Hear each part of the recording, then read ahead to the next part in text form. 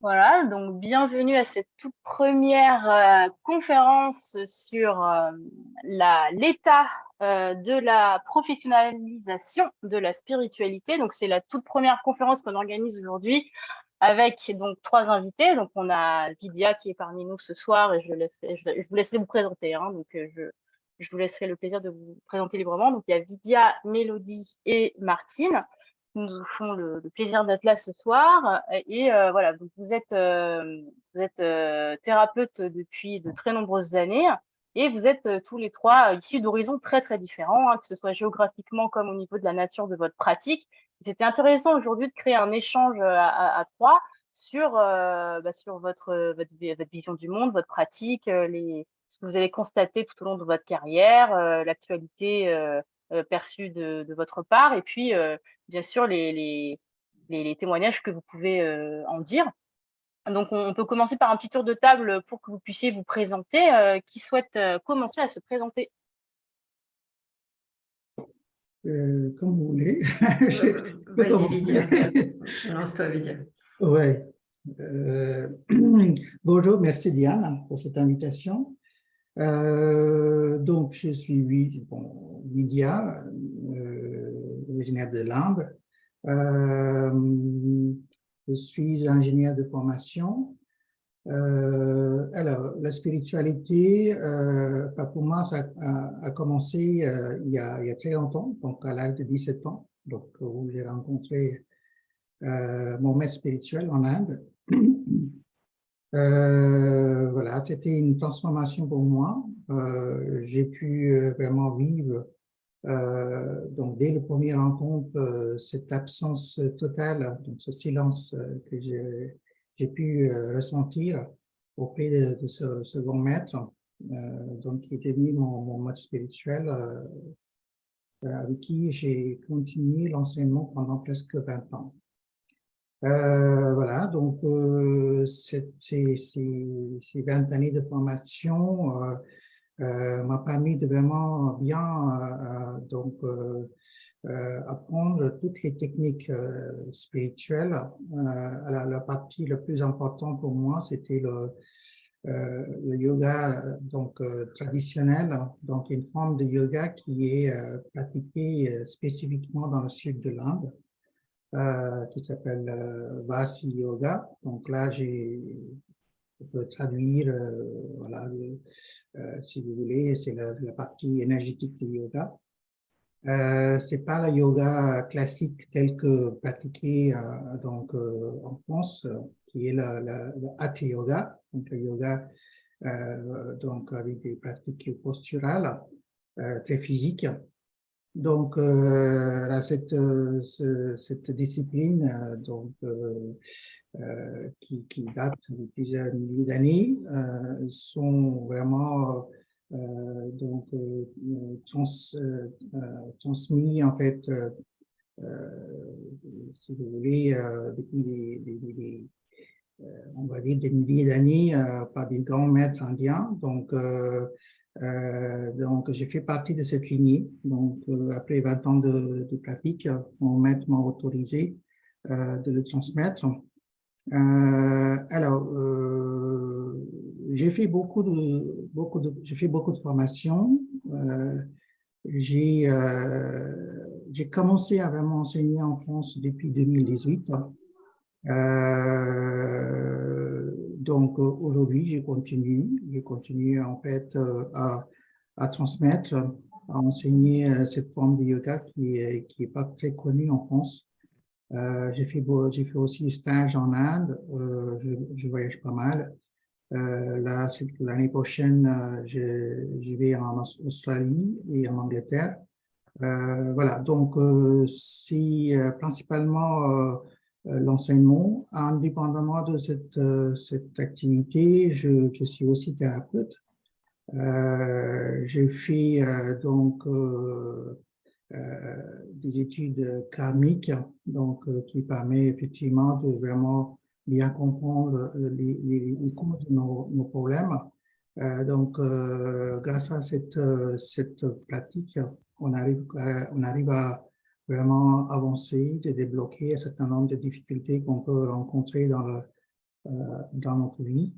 Voilà, je suis également hypnothérapeute. Pour me présenter, voilà, je pense que ça devrait suffire. Je laisse donc les autres se présenter. Merci. Merci Mélodie, je beaucoup. t'en prie. OK, parfait. C'est mon tour. Comment dire, me présenter?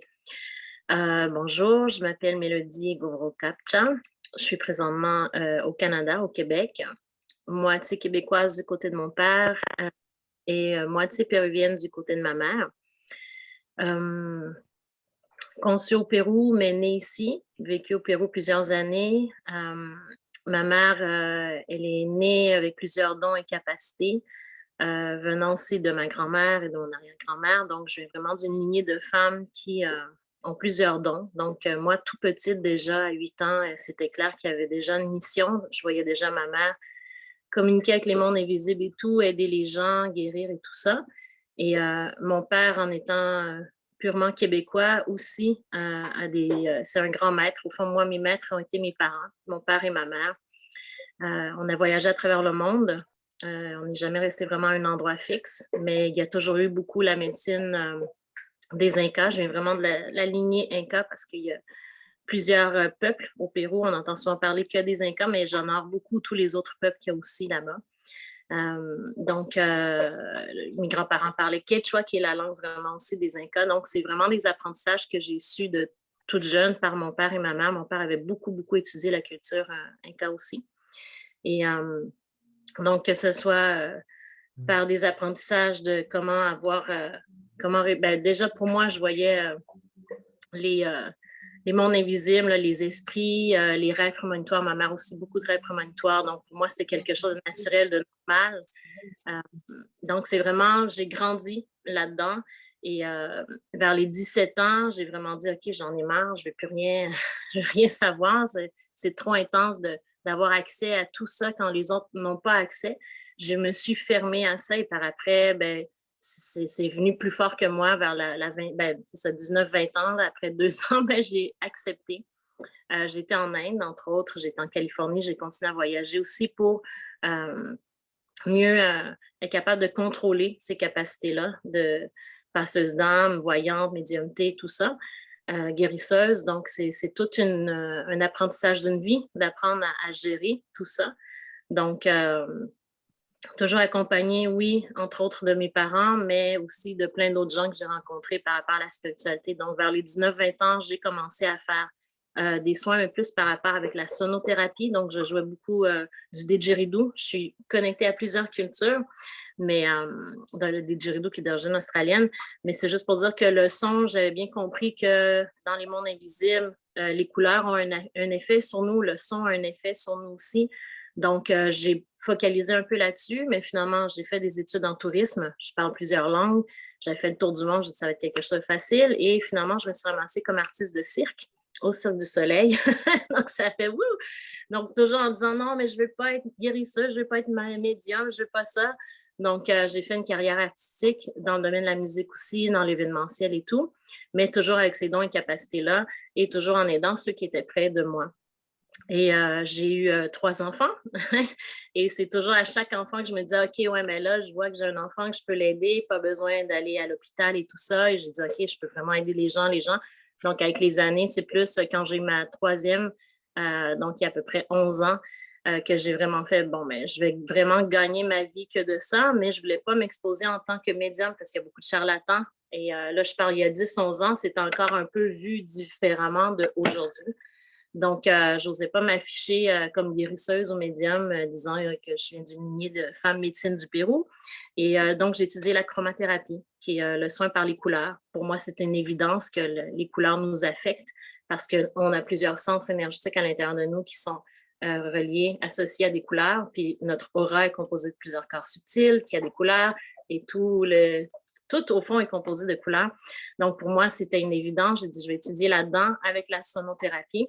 Donc, j'ai les certificats de ça et là, je me suis affichée comme chromathérapeute. Mais finalement, j'utilisais mes dons et mes capacités de voyance, médiumnité, guérisseuse pour pouvoir aider.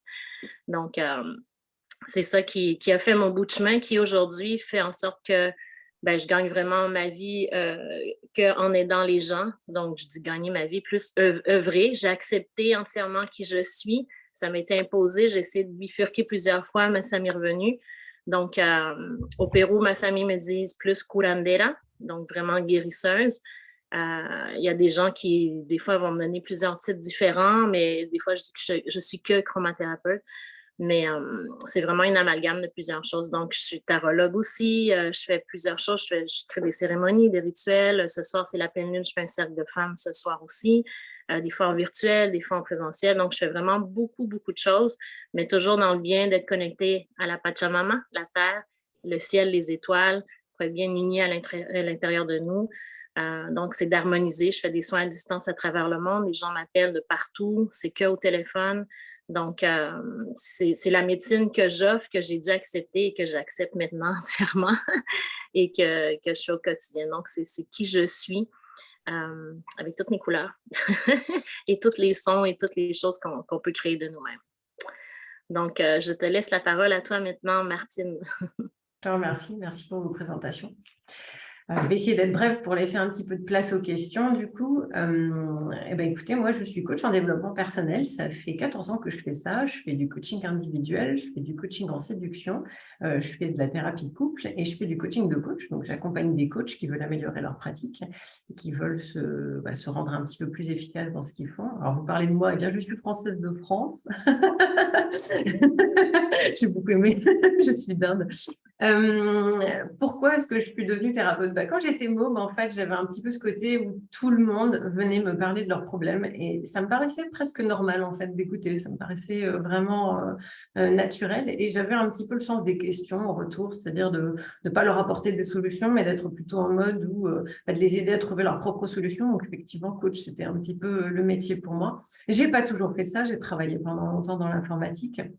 Et puis, je suis effectivement revenue sur cette voie complètement parce que c'était ma vocation et puis parce qu'en plus, c'était ce qui me rendait profondément heureuse. Voilà. Je crois que je ne vais pas en faire trop des caisses, en fait. Ce que je propose, c'est qu'on aille directement aux questions et puis qu'on échange un petit peu là-dessus pour laisser un petit peu les gens poser des questions aussi à la fin, quoi. Oui, merci beaucoup en tout cas pour cette diversité de profils. On voit vraiment que vous venez d'horizons très différents et que vous êtes orientés vers des pratiques très différentes, bien que toutes les trois orientées vers voilà, le bien-être, l'amélioration de soi-même et de son rapport au monde. On constate tous les trois que vous avez vraiment indiqué le fait que ça s'est un peu imposé à vous, dans le sens où les gens sont venus vers vous, naturellement, on vous a dit que, vous avez constaté que, et voilà, vous n'avez pas pu aller à l'encontre de ça. Est-ce que vous pouvez nous en parler un peu plus? Parce que c'est vrai qu'il y a beaucoup de gens qui aimeraient se lancer dans ce type d'activité, mais ils ne savent pas s'ils sont légitimes. C'est un peu difficile de se dire, tiens, j'ai envie de m'y mettre, quoi. Vous voyez ce que je veux dire? J'ai envie d'intervenir un petit peu là-dessus. Alors, je trouve ça très beau que lorsque on a vécu un stage ou vécu une formation ou eu droit à une thérapie et que suite à cette thérapie, parce qu'on a trouvé la lumière en soi, parce qu'on a retrouvé une certaine vérité, on a envie de le partager avec les autres et que du coup, on a envie d'en faire une activité. Je trouve ça très, très beau. Je trouve ça particulièrement beau de se dire que quand on a été touché par quelque chose de positif, on a envie de continuer à le répercuter sur d'autres personnes. Je trouve ça intéressant que beaucoup de gens s'y intéressent de plus en plus aujourd'hui, mais, et c'est là où elle met, je trouve que beaucoup de gens en fait se lancent sans avoir conscience en fait que ça reste un métier qui n'est pas facile. Et qui n'est pas facile parce que il y a ses hauts et ses bas et parce qu'il y a différents types d'attaques, entre guillemets, qu'on peut recevoir au sens large, que ce soit énergétique, que ce soit psychologique, que ce soit, et qu'il faut savoir être solide. Et que ça demande du temps, en fait, avant d'être un bon thérapeute, que ce n'est pas quelque chose qui va venir très rapidement. Justement, on va nous éloigner en termes d'expérience au plus loin. Là, il y a des échos, en fait, dans les micros. Donc, il y a un peu ce côté où on va avoir des répercussions, en fait, dans notre vie, au sens large, quand on va travailler en tant que thérapeute, et que cette chose-là, il faut y être préparé, en fait. Et on va rencontrer une grande diversité de profils, une grande diversité d'expériences des gens. Et cette grande diversité, quand on a eu une illumination personnelle, elle est personnelle, justement, on n'est peut-être pas préparé à cette diversité qu'on va rencontrer. Et puis, on va rencontrer des choses, des fois, très extrêmes. Donc, je trouve ça super qu'il y ait beaucoup de gens qui soient orientés de plus en plus vers le développement personnel, qui ont envie de le partager, qui ont envie de créer une activité dessus. Mais je pense que tous ces gens-là ne sont pas toujours prêts à comprendre en fait quels sont les enjeux qui vont aller derrière. Il ne s'agit pas que d'enjeux de savoir faire de la pub ou d'avoir de la visibilité. C'est vraiment de savoir faire face aux situations qui vont se présenter à nous.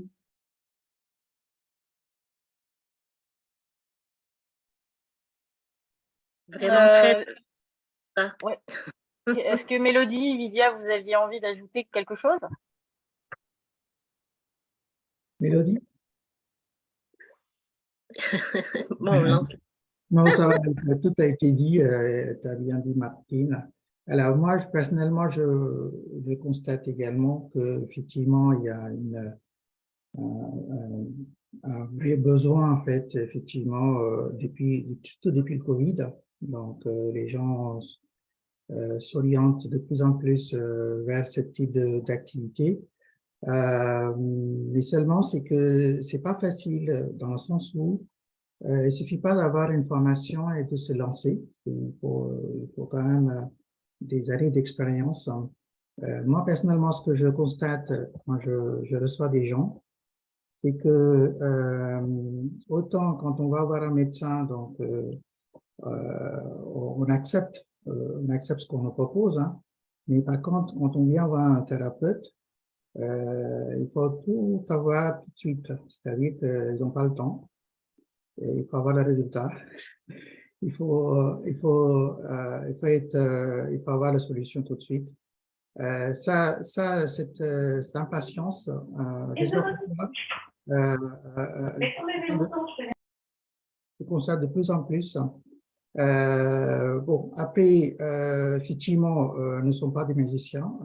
Nous avons nos limitations. Ce qu'il faut surtout savoir, c'est que, bien sûr, on peut se lancer dans ce type d'activité, mais avant de se lancer, il faut être bien formé par des techniques ensuite, est accompagné par des thérapeutes qui sont déjà dans ce métier, d'avoir en fait un backup, avoir quelqu'un avec qui on peut vraiment échanger si on a des soucis, surtout dans l'énergétique. On touche à quelque chose de très particulier, dans le sens où dès qu'on modifie, dès qu'on programme quelque chose, ça agit directement sur la partie, donc la chimie de notre corps. Si on n'a pas cette compréhension de lien,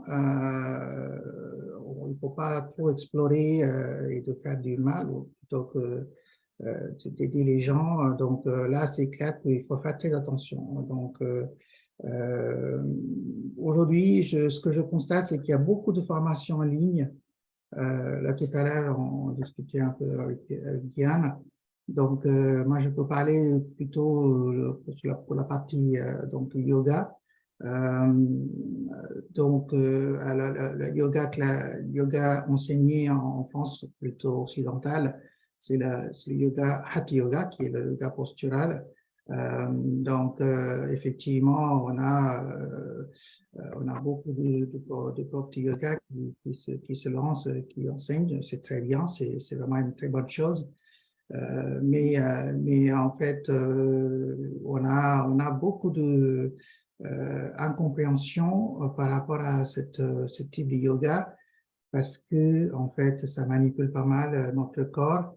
Il y a des postures qui sont déconseillées. Malheureusement, on a une méconnaissance totale de ce type de pratique, qui manipule vraiment notre colonne vertébrale, donc qui masse pas mal nos organes. Donc effectivement, il faut faire très attention.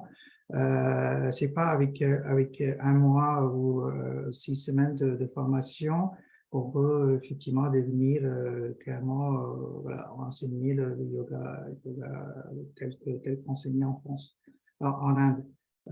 Donc, ça nécessite beaucoup d'entraînement, de formation. Voilà, c'est pas c'est pas facile de se dire voilà je me fais une formation, je deviens carrément un thérapeute ou un prof de yoga ou d'autres choses. Donc, il faut prendre notre temps et surtout être accompagné par des personnes expérimentées dans l'activité actuelle sur laquelle on est intéressé. Voilà, c'est mon point de vue. Merci beaucoup. Est-ce que vous avez rencontré des freins dans vos pratiques pendant votre carrière, à partir du moment où vous avez été, annoncé comme professionnel ou que vous proposiez des séances? Alors, oui, bien évidemment, il y avait beaucoup de psychologues sur le marché lorsque moi je me suis me suis lancée en tant que coach à l'époque, et coaching c'était vraiment quelque chose qui démarrait. C'était vraiment pas, c'était un truc qui venait des États-Unis. C'était assez difficile d'être vu autrement que comme un charlatan ou ce genre de choses. Donc oui, c'était ça a été un des premiers freins. Il a fallu prouver en fait qu'on était efficace et qu'on apportait quelque chose. Et il a fallu faire comprendre en fait un petit peu aussi que l'objectif du coaching, c'était pas la même chose que l'objectif de la psychologie. Donc ça a été les deux freins que moi j'ai rencontrés. Après, ma clientèle, les personnes que j'ai rencontrées, le bouche à oreille, etc., ont fait que ces freins se sont dissipés en soi.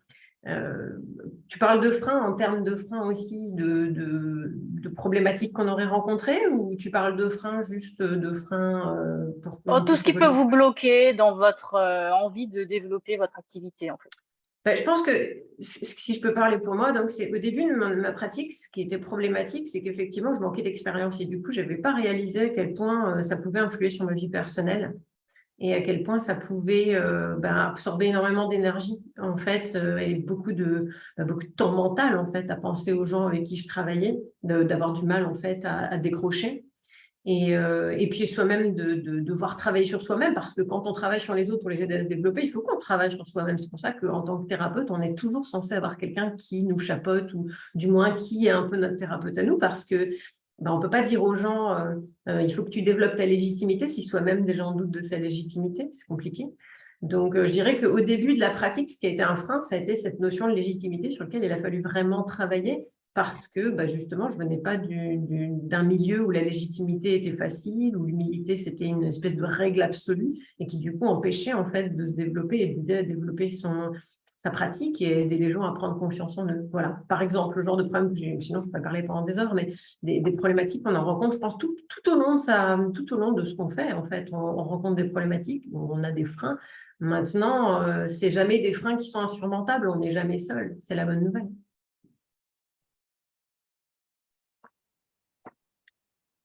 Mélodie ou Julia, vous aviez envie d'intervenir sur, des freins? Alors, bon, des freins, oui, j'en ai en fait.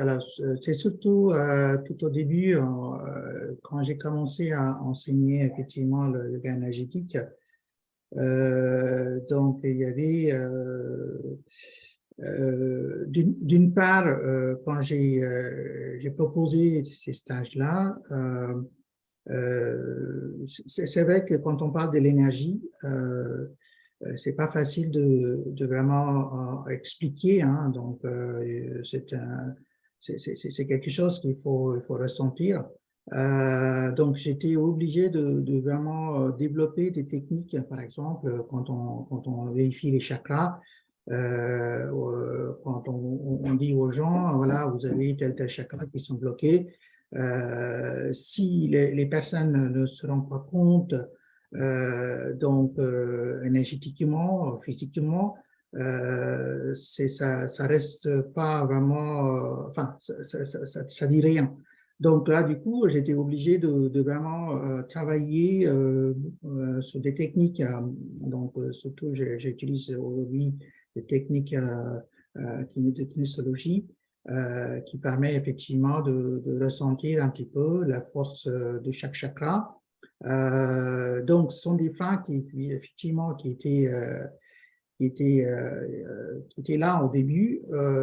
Et donc, après, au fur et à mesure que j'ai avancé, donc j'ai arrivé à proposer des méthodes qui finalement permettaient aux gens de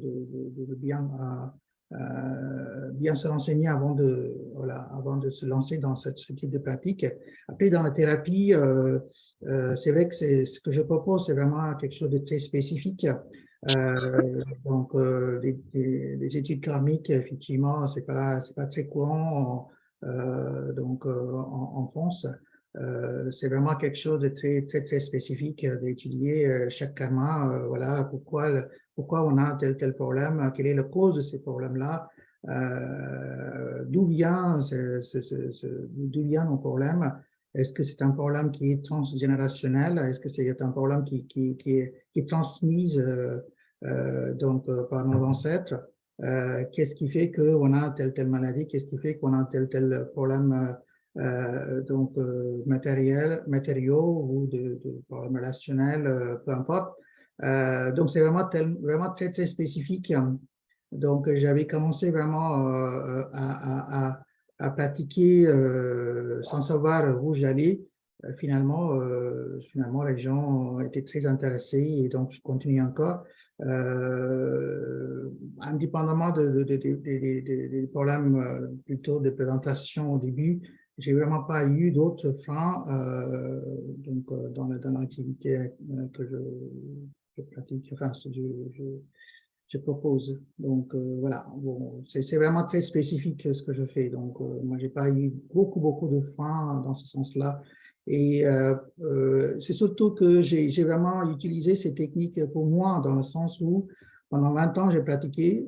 Quand je suis arrivé en France en 94, je ne parlais pas un mot français, hein, donc j'ai appris à parler français ici en France. Ensuite, j'ai commencé à travailler dans l'informatique. Au bout de 3 ans, j'ai décidé de vraiment créer une société en informatique. Donc, toutes ces techniques-là que j'ai pratiquées m'ont beaucoup aidé, malgré le problème de communication que j'ai pu avoir à cette époque.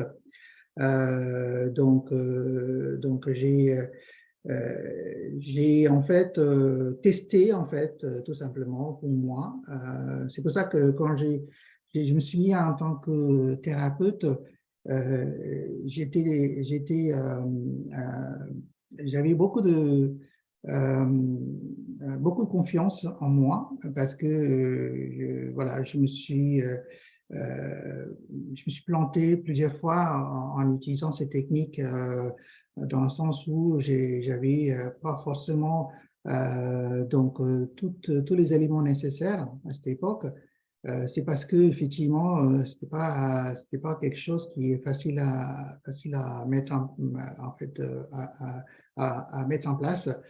Et du coup, toutes ces années de pratique sur moi, sur ma famille, sur mon entourage, m'a permis vraiment de bien comprendre qu'est-ce que c'est, quelles sont les énergies qui fonctionnent pour nous, comment nos émotions, effectivement, nous bloquent, comment débloquer, en fait, telle énergie qui pourrait éventuellement nous aider à avancer, quels sont les karmas qui nous bloquent.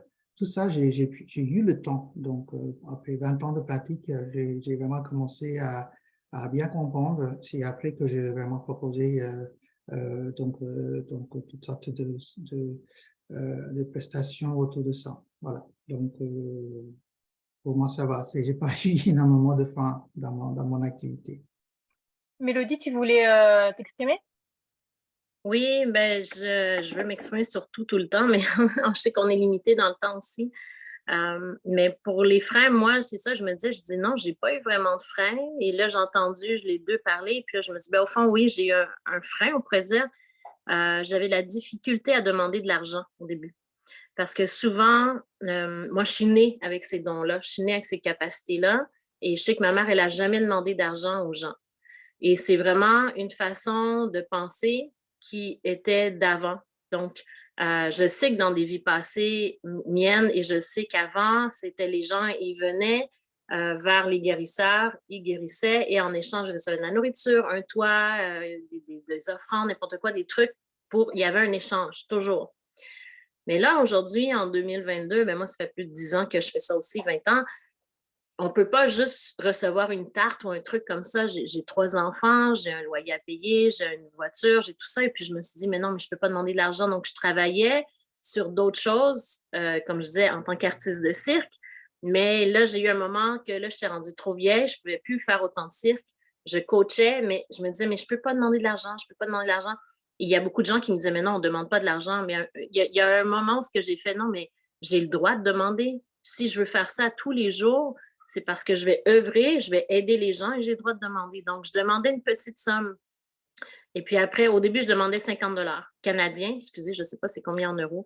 Ben, à peu près 70 €, je ne peux pas dire, là, mais 50 $ canadiens. Et après, j'ai augmenté. Les gens me disaient, mais Mélodie, tu nous consacres tout ton temps. Et moi, je suis une personne remplie d'amour. Je n'ai aucune notion du temps. Il y a une personne qui est devant moi qui veut s'aider, ben, je veux l'aider. Donc, ça ne durera pas juste une demi-heure nécessairement parce que le but, c'est de poser des questions puis que tu comprennes pourquoi tu en es rendu à cette maladie-là, aux problématiques-là.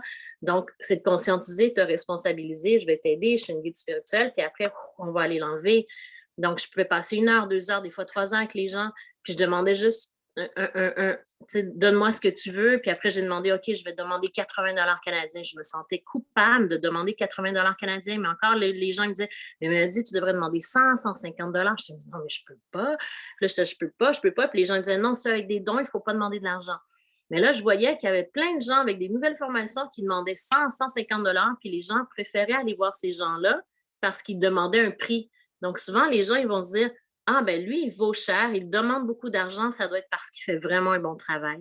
Et là, moi, ça disait, allô, moi aussi, je peux aider, mais je ne demande pas autant parce que je suis née comme ça, je suis désolée. Donc, moi, ça a été une espèce de frein pour moi de demander et j'ai dû m'adapter à la société d'aujourd'hui et vraiment réaliser, mais non, mais j'ai des trucs à payer, oui, je peux demander de l'argent. Donc, c'est vraiment, puis là, il y a eu tout avec la COVID et tout ça, il y a eu un éveil spirituel, il y a beaucoup plus de formation, ça, tantôt, vous en aviez parlé, mais moi, ça a fait comme, Faberglasté en québécois, je ne sais pas si ça se dit en France, mais ça a vraiment fait, oh là là, OK, il y a plein de gens maintenant qui font plein de soins, il y a plein de formations, il y a plein de gens qui s'improvisent, ils ne savent pas dans quoi ils s'embarquent, justement, quand Martine disait, c'est difficile d'être thérapeute, là. C'est une méga responsabilité. Moi, j'ai voulu fuir ça toute ma vie, mais à un moment donné, ça m'a été trop imposé. J'ai fait, OK, je vais assumer qui que je suis, mais c'est beaucoup, beaucoup, beaucoup d'expériences de vie. Donc, j'ai fait, OK, mais moi, je peux aider aussi. Là, j'ai dit, OK, mais je n'ai pas le choix. Donc, là, maintenant, ce que je fais, c'est que je suggère un montant de l'heure et non de la session, parce que c'est comme je disais, ça peut durer à peu près 2 heures.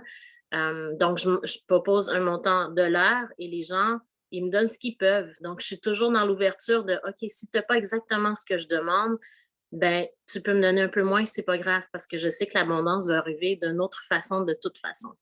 Donc, c'est plus vraiment un enjeu ou un obstacle ou un frein, mais j'ai dû m'adapter et assumer ma réalité d'aujourd'hui, que je ne suis pas une guérisseuse dans le fond du Sahara comme je l'étais dans une vie passée. Donc, c'est vraiment, pour moi, ça a été une adaptation, puis d'assumer, de vraiment m'honorer et me donner la valeur juste que les gens veulent, mais pas en mettant un prix extrême non plus. Au fond, ce que je demande aujourd'hui, c'est 100 $ de l'heure. Donc, si c'est 2 heures, ça va être 200 $. Mais si tu ne peux pas donner le 200 $, tu me donnes moins, c'est pas grave. Puis les gens, des fois, ils me font 2 versements. Ou, il y a toujours une façon de pouvoir s'adapter parce que je veux que les gens s'aident. Les gens, ils m'appellent pour guérir. Mais sinon, je n'ai pas eu d'autres freins. Les clients, je les trouve facilement. Tout le reste, pour moi, ça a été bien. C'est plus mes enfants aussi qui ont compris. Wow, maman, tu es tout le temps en train de vivre des choses extrêmement difficiles par tout ton. Comme Martine disait, il y a plusieurs scénarios. Les gens arrivent avec des problématiques de toutes les sphères. Puis je me dis, bon, ben moi aussi, j'ai déjà vécu ça avec les années. On vit nos expériences et pour ça, je peux aider les gens. Donc, et on attire les clients que l'univers sait qu'on va être capable d'aider. Et souvent, on m'écrit à tous les jours, Mélodie, j'ai telle problématique, est-ce que tu crois que tu peux m'aider? Ben, aujourd'hui, je le dis, ben oui, je peux vraiment aider tout le monde parce que j'ai confiance en le fait que tous les clients qui viennent vers moi, ben c'est parce que l'univers sait que je peux les aider. c'est jamais arrivé que j'ai fait « Oh là là, non, ça, je peux vraiment pas. » Puis c'est délicat. Il y a une limite aussi. Je peux pas aider à 100%. Regarde, il y a des choses que, oui, je peux aider, je peux soulager, tout ça, mais je connais ma limite. Je sais ce que je peux offrir, puis je sais que je peux aider tant et aussi longtemps que la personne veut s'aider. Donc là, j'ai juste confiance, puis je me dis, ben oui, puis les gens vont me donner, je vais recevoir et je manque absolument de rien. Je suis très bien. Donc, ben, je vis pas au-dessus de mes moyens, mais pas du tout. J'ai pas plein d'argent non plus, tu sais, juste pour être sûr que le monde ait bien compris que quand on est thérapeute, vraiment dans toute humilité, on est dans toute notre vulnérabilité. Moi, je me donne corps et âme, là. Donc, je suis vraiment loin d'être une milliardaire, puis je cours après mes sous à chaque fin de mois, comme tout le monde. Mais c'est pas un truc qui fait en sorte que, tu sais, j'ai confiance, c'est ça. C'est quand on est thérapeute, il faut faire confiance de ce qu'on va recevoir, de ce qu'on va donner, puis c'est toujours les bonnes personnes qui vont venir vers moi. Donc, ça, c'est le seul espèce de frein financier là, que moi, au début, je sais comme, je ne peux pas demander de l'argent, mais ouais, il faut assumer, mais il ne faut pas trop demander non plus. Puis ça, moi, c'est un enjeu. Si on demande trop, des fois, il y a des formations, des trucs, comme là, j'organise un voyage au Pérou, 2 semaines. Puis il y a des gens qui m'ont dit, mais me dit, tu demandes beaucoup trop d'argent. Je dis, ouais, mais il y a le billet d'avion inclus, tu as toutes les cérémonies, tu es nourri, tu es logé. Les 5 personnes à être là pour vous pendant 2 semaines en mode guérison, avec les plantes sacrées. Ce que je demande est le minimum. Moi, je ne fais pas d'argent. Mon but, c'est d'aider. Je suis toujours en mode guérison. Donc, je ne m'en vais pas là faire de l'argent. Mais des fois, il y a des gens, c'est ça, ils sont comme, ils voient un gros prix, puis ils vont dire, ah oui, ça, c'est cool parce que ça coûte cher. Mais ce n'est pas ça qu'il faut non plus. Je suis assez d'accord avec toi sur le point de, c'est le défi entre, on est là pour aider des gens, et du coup, on est obligé de pratiquer quand même un tarif qui est compétitif, quoi, qui nous permet de vivre aussi, qui nous permet d'avoir une certaine survie. Mais il faut qu'on soit quand même un minimum accessible pour que les personnes qui ont vraiment, vraiment besoin de nous puissent nous contacter et puissent travailler avec nous. Et c'est toujours un défi de se retrouver face à la question de l'argent. Oui, vraiment. Qui sont vos clients et comment est-ce que votre clientèle a évolué depuis que vous avez commencé votre activité? Est-ce que vous avez constaté une évolution dans les personnes qui viennent vous voir? Je peux parler? Moi, je t'en prie. Rapidement. C'est sûr que le fait, avec ce qui est arrivé là, en février 2020, mars plutôt, excusez, ça a créé une grosse ouverture. Il y a un gros taux vibratoire qui a changé aussi. Donc, ça a créé une grosse ouverture. Et oui, maintenant, il y a vraiment beaucoup plus de gens qu'avant qui m'écrivent et qui me disent, je ne sais pas du tout qu'est-ce que tu fais, je ne connais rien au chakra, à l'aura, mais on m'a dit qu'il faut t'appeler. OK, super. Donc, je me suis ramassée à être beaucoup plus guide. Avant, c'était plus de la thérapie, de la guérison que je faisais. Les gens qui venaient, ils savaient déjà un peu un minimum au niveau énergétique par rapport à plein de trucs. Donc, j'étais en mode guérison. Mais là, j'ai dû développer plus, pas développer parce que je le faisais déjà, la guidance spirituelle, de l'éveil de soi et tout ça. Mais là, c'est encore plus. Donc, les gens, ils m'appellent puis ils ne savent pas du tout qu'est-ce qui se passe, qu'est-ce qu'ils veulent. Ils ont déjà vu plusieurs docteurs, plusieurs spécialistes. Et puis, à la fin, ils font, là, je suis rendue, il faut que j'aille voir une guérisseuse parce que je ne sais plus quoi faire. Mais je ne connais rien de ce que tu fais. Mais avant, il y a 5 ans, il y a 10 ans, il n'y en avait pas vraiment souvent des gens comme ça qui m'appelaient. Les gens qui m'appelaient avaient un minimum d'ouverture aux connaissances. Maintenant, c'est vraiment tous les âges, hommes, femmes. Il y a beaucoup plus de femmes, mais ça a toujours été comme ça. Mais tous les âges, toutes sortes de personnes. Vraiment, là, maintenant, je suis en mode c'est pas je suis en mode ouverture, mais tout le monde est en mode ouverture. Donc, je reçois vraiment, je trouve ça fantastique. Mais c'est vrai que les plus jeunes, les 20-30 ans, eux, ils ont eu une espèce de wake-up call, là, puis là, ils sont tous dans un éveil. Puis j'ai beaucoup plus de clients plus jeunes que j'avais avant. Et c'est ça. Je vais laisser les autres parler aussi. Visia, je t'en prie. Alors, en termes de clientèle, j'ai toujours donc effectivement quand j'anime des stages, donc il y a tout âge, hein, donc là récemment il y a beaucoup de jeunes qui s'intéressent à ce type de stage. En thérapie, effectivement, je dirais même 90% des femmes que les hommes. Donc là, il y a des moments où même dans des stages, hein, très peu d'hommes qui s'intéressent à la spiritualité. Alors après, je ne généralise pas non plus. Alors, une évolution, oui, depuis le Covid, effectivement, il y a une telle ouverture et que les gens cherchent vraiment des thérapies donc surtout alternatives. Ils en ont marre de, bon, je ne peux pas le dire, mais voilà, ils ont beaucoup plus de confiance, ils font beaucoup plus de confiance sur des thérapies, enfin sur des thérapies plutôt alternatives que la médecine. Donc, bah, du coup, il y a une montée de clientèle, sans doute. Après, moi, j'ai toujours eu voilà, j'ai toujours reçu beaucoup de personnes qui ont déjà une ouverture, on va dire, donc ouverture plutôt spirituelle. Donc là, clairement, je dirais même que mon seul regret aujourd'hui, c'est de vraiment pas pouvoir donc attirer une clientèle haut. Voilà. Ça, c'est vraiment quelque chose que j'arrive pas vraiment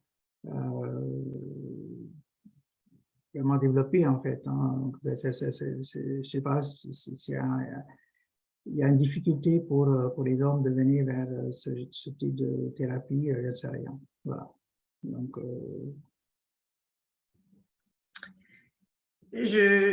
Alors, je vais parler pour moi, mais moi, j'ai vraiment tout type de clientèle, il, elle, IL, garçons, filles, jeunes, personnes âgées.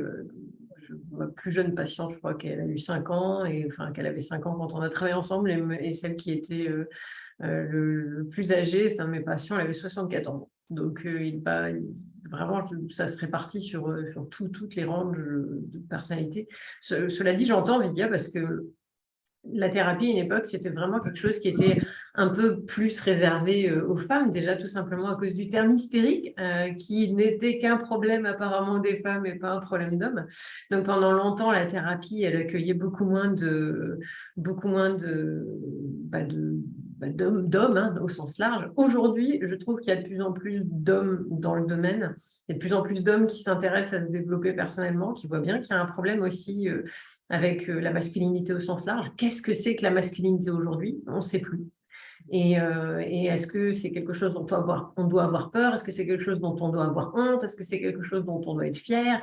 Avec cette notion de patriarcat qui est à la fois discutable, discutée, etc. Enfin, donc, ce n'est pas forcément évident d'attirer une clientèle masculine, mais je pense que ce n'est pas du tout perdu, et je pense qu'il y a de plus en plus d'hommes en fait, qui commencent à être en recherche d'un accompagnement sur le sujet. Et finalement, je pense que la raison pour laquelle nous, les femmes, on arrive à accueillir aussi beaucoup plus les hommes, c'est peut-être aussi parce que, quelque part, et finalement, il y a une compétition entre les hommes. Et c'est un peu compliqué. Je pense que tu dois avoir aussi un petit peu cette problématique de est-ce que finalement, les hommes, ils ne sont pas un peu misogynes aussi un peu entre eux? Tu vois, ils sont un peu androgynes, tu vois, un peu entre eux. Et du coup, c'est peut-être ça qui les empêche d'aller vers certains thérapeutes masculins. Parce que moi, j'ai toujours vu des hommes venir me voir dans ma pratique et trouver leur place et demander des choses. Parce qu'en plus, je fais du coaching en séduction. Donc, en plus, j'ai l'approche des hommes qui me demandent, bah oui, j'ai envie de rencontrer des femmes. Donc là, ça devient compliqué. Il faut de rencontrer d'autres hommes. Donc, enfin, moi, la problématique de la diversité de la clientèle, pour moi, elle n'a pas énormément changé. Ça fait des années que je vois des tas de gens qui sont intéressés. Je pense que la loi de l'attraction a fait que les gens sont venus vers moi au moment où ils avaient besoin de moi et au moment où je pouvais leur apporter quelque chose qui allait être concret. Donc moi, je n'ai pas forcément beaucoup vu la progression dans mon cabinet ou dans ma pratique de gens qui sont de plus en plus ouverts, etc., à l'aspect, parce que je suis plus orientée vers l'aspect psychologique hein, que l'aspect spirituel, comme Mélodie et Vidya. Et puis l'aspect, comment dire, énergétique, quoi. C'est-à-dire, moi, je m'intéresse beaucoup plus à ce qui se passe dans la tête des gens. Et puis, comment déconstruire, en fait, ces pensées sur lesquelles ils vont piloter leur vie. Mais du coup, je l'ai quand même vu, socialement parlant, de plus en plus de gens qui s'intéressent. Effectivement, maintenant, je peux parler de ma pratique lors des dîners, je peux parler de ma pratique lors des sorties, ou les gens qui vont me demander ou qui vont me poser des questions en dehors. Voilà, quoi, c'est un peu… ça devient de plus en plus intéressant. D'ailleurs, il y avait une super question dans les discussions qui était quelqu'un qui demandait comment, quand il y a de plus en plus de gens qui sont dans le domaine du développement personnel, spirituel, thérapeute, etc., comment ne pas s'y perdre en tant que patient. J'avais une petite réponse pour rebondir là-dessus qui est allez-y au feeling, en fait. Hein, quand vous allez voir un thérapeute, essayez de voir avec qui vous vous sentez le plus à l'aise, quel que soit le thérapeute. Si vous vous sentez bien avec un rebouteux ou avec quelqu'un qui fait de l'énergétique ou quelqu'un qui fait de la psychologie, allez là où vous vous sentez à l'aise. C'est un espace de travail personnel, entre guillemets. On va faire bouger vos énergies, on va faire bouger vos croyances, on va faire bouger plein de choses. Il faut partir déjà d'une volonté de recevoir quelque chose et de recevoir un changement. Donc, il faut absolument avoir ce feeling de se sentir bien avec les gens. Oui, tout à fait. Je voulais répondre à cette question, moi aussi. Il faut vraiment aller avec son ressenti. Puis oui, souvent, les gens sont comme, je suis vraiment mêlée, je suis plus en contact avec mon intuition, mon âme et tout ça. Mais il y a toujours une petite réponse à l'intérieur de nous qui sait. Hein, des fois, on va lire, telle personne fait telle formation, elle aussi, mais elle coûte plus cher, moins cher. Ah, mais j'aime mieux sa vibration à elle. Il faut se faire confiance dans ça parce qu'il y en a beaucoup, beaucoup de thérapeutes de tous les sortes, de toutes sortes d'expériences. Donc, c'est vraiment d'y aller avec ce que toi, tu ressens qui est bien pour toi. Il y a personne, et si un thérapeute essaie trop de te convaincre que c'est lui la meilleure personne, mais va pas vers cette personne-là. Ça, c'est un petit conseil d'amis, là, parce que là, la personne, c'est là qu'elle veut vraiment ton argent ou un truc, c'est vraiment un vrai thérapeute va te laisser aller et choisir et te dire, regarde, c'est toi qui es guide de ta vie, ton chemin de vie, moi, je t'accompagne. Donc, si tu vois que la personne, elle pousse trop, elle te demande l'argent trop rapidement, ça peut sonner des sons de cloche et faire OK, ouais, il y a quelque chose de louche. Moi, je demande aux gens de me payer après. Des fois, les gens, ils veulent me payer avant et je dis, mais non, pourquoi tu vas me payer avant une session? J'ai même pas encore, ça, c'est ma façon de faire. J'ai même pas encore fait ta guérison et tout ça. Donc, c'est après, tu me donnes ce que tu veux, toi, tu sais. Donc, ça, c'est un service. C'est comme quand tu vas quelque part, c'est très rare qu'on paye d'avance. Hein. Donc, par contre, il y a quand même une volonté de plus en plus, excuse-moi de t'interrompre, Mélodie, il y a quand même une volonté de plus en plus importante des gens de connaître la tarification. Et je pense que c'est une question qui vient souvent et que malheureusement, dans beaucoup d'écoles de coach, et je vois plein de coachs qui font ça, qui disent non, non, mais l'argent, on en parlera après. Et puis en fait, on découvre que finalement, au niveau thérapeutique, au niveau des prix, ils pratiquent des prix incroyables. Donc, il y a une volonté quand même de transparence de la part des gens qui viennent voir des thérapeutes qui est, bah oui, mais ça va me coûter combien? Et ils ont quand même besoin d'avoir cette idée parce que, bah oui, malheureusement, aujourd'hui, c'est un peu le nerf de la guerre encore, l'argent. J'aimais bien la remarque de quelqu'un qui disait, j'aime pas trop l'expression gagner sa vie. C'est vrai, on est un petit peu là pour gagner notre pain parce que, bah, justement, on n'a pas la possibilité d'aller cueillir des fruits dans les vergers des gens ou d'aller cueillir des légumes dans les jardins. On est bien obligé de payer ceux qui ont travaillé la terre et qui ont travaillé différents éléments pour nous fournir cette nourriture. Donc, on est un petit peu obligé. Mais la question de l'argent, à mon sens, c'est quelque chose qu'on doit pouvoir aborder quand même assez rapidement. Après, il faut accepter que, bah oui, selon la qualité qu'on va recevoir en termes de service, il y a quand même un certain prix. Surtout si la personne, ça fait des années qu'elle travaille sur le sujet, elle maîtrise son sujet, elle est demandée, entre guillemets, si vous voulez de l'espace et du temps avec elle, il faut pouvoir y mettre un certain prix quand même initial.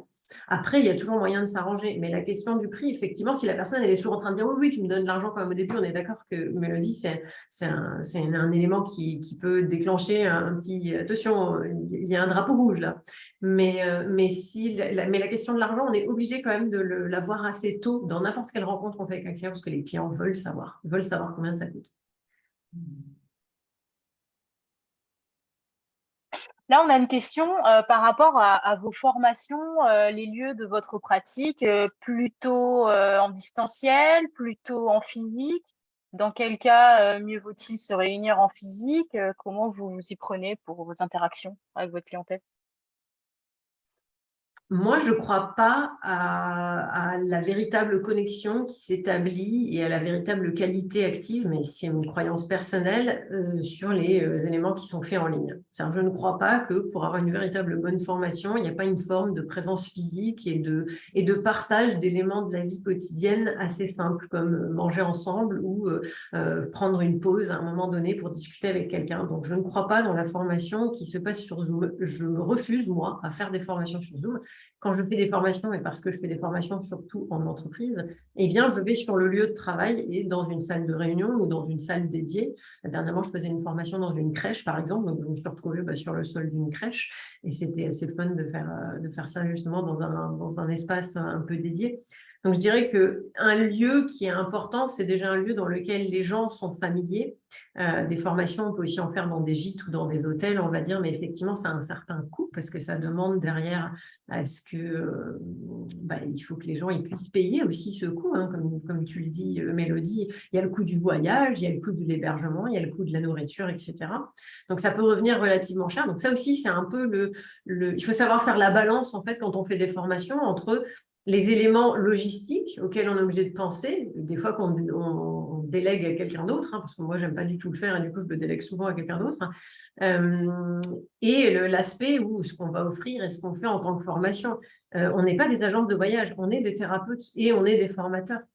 Donc, quelque part, quand on va donner des formations, on est obligé de penser lieu de façon à ce que ça soit le plus efficient, le plus efficace possible. Moi, comme je le dis, je ne crois pas dans l'absence de connexion, présence physique en fait réelle, que ce soit réellement concret. Après, je peux me tromper, hein, mais je n'ai pas vu d'énormes grands résultats comme ça, alors que je vois toujours beaucoup de grands résultats avec des gens qui se déplacent, où on a la possibilité d'avoir le thérapeute en présentiel, de sentir son énergie aussi, de sentir sa présence, de sentir sa chaleur humaine, en fait, avec nous.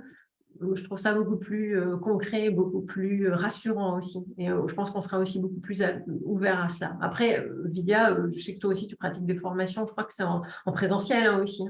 Présentiel, oui. Je fais beaucoup de stages en présentiel. Après, il m'arrive parfois de faire aussi quelques formations en distanciel, mais c'est surtout parce que j'ai pas de possibilité de me déplacer.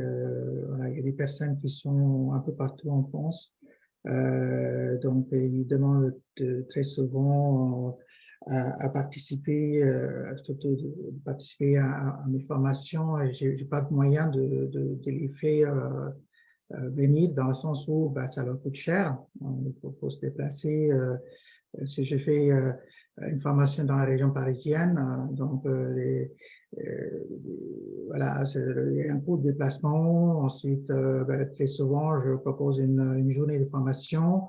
Donc, ils sont obligés de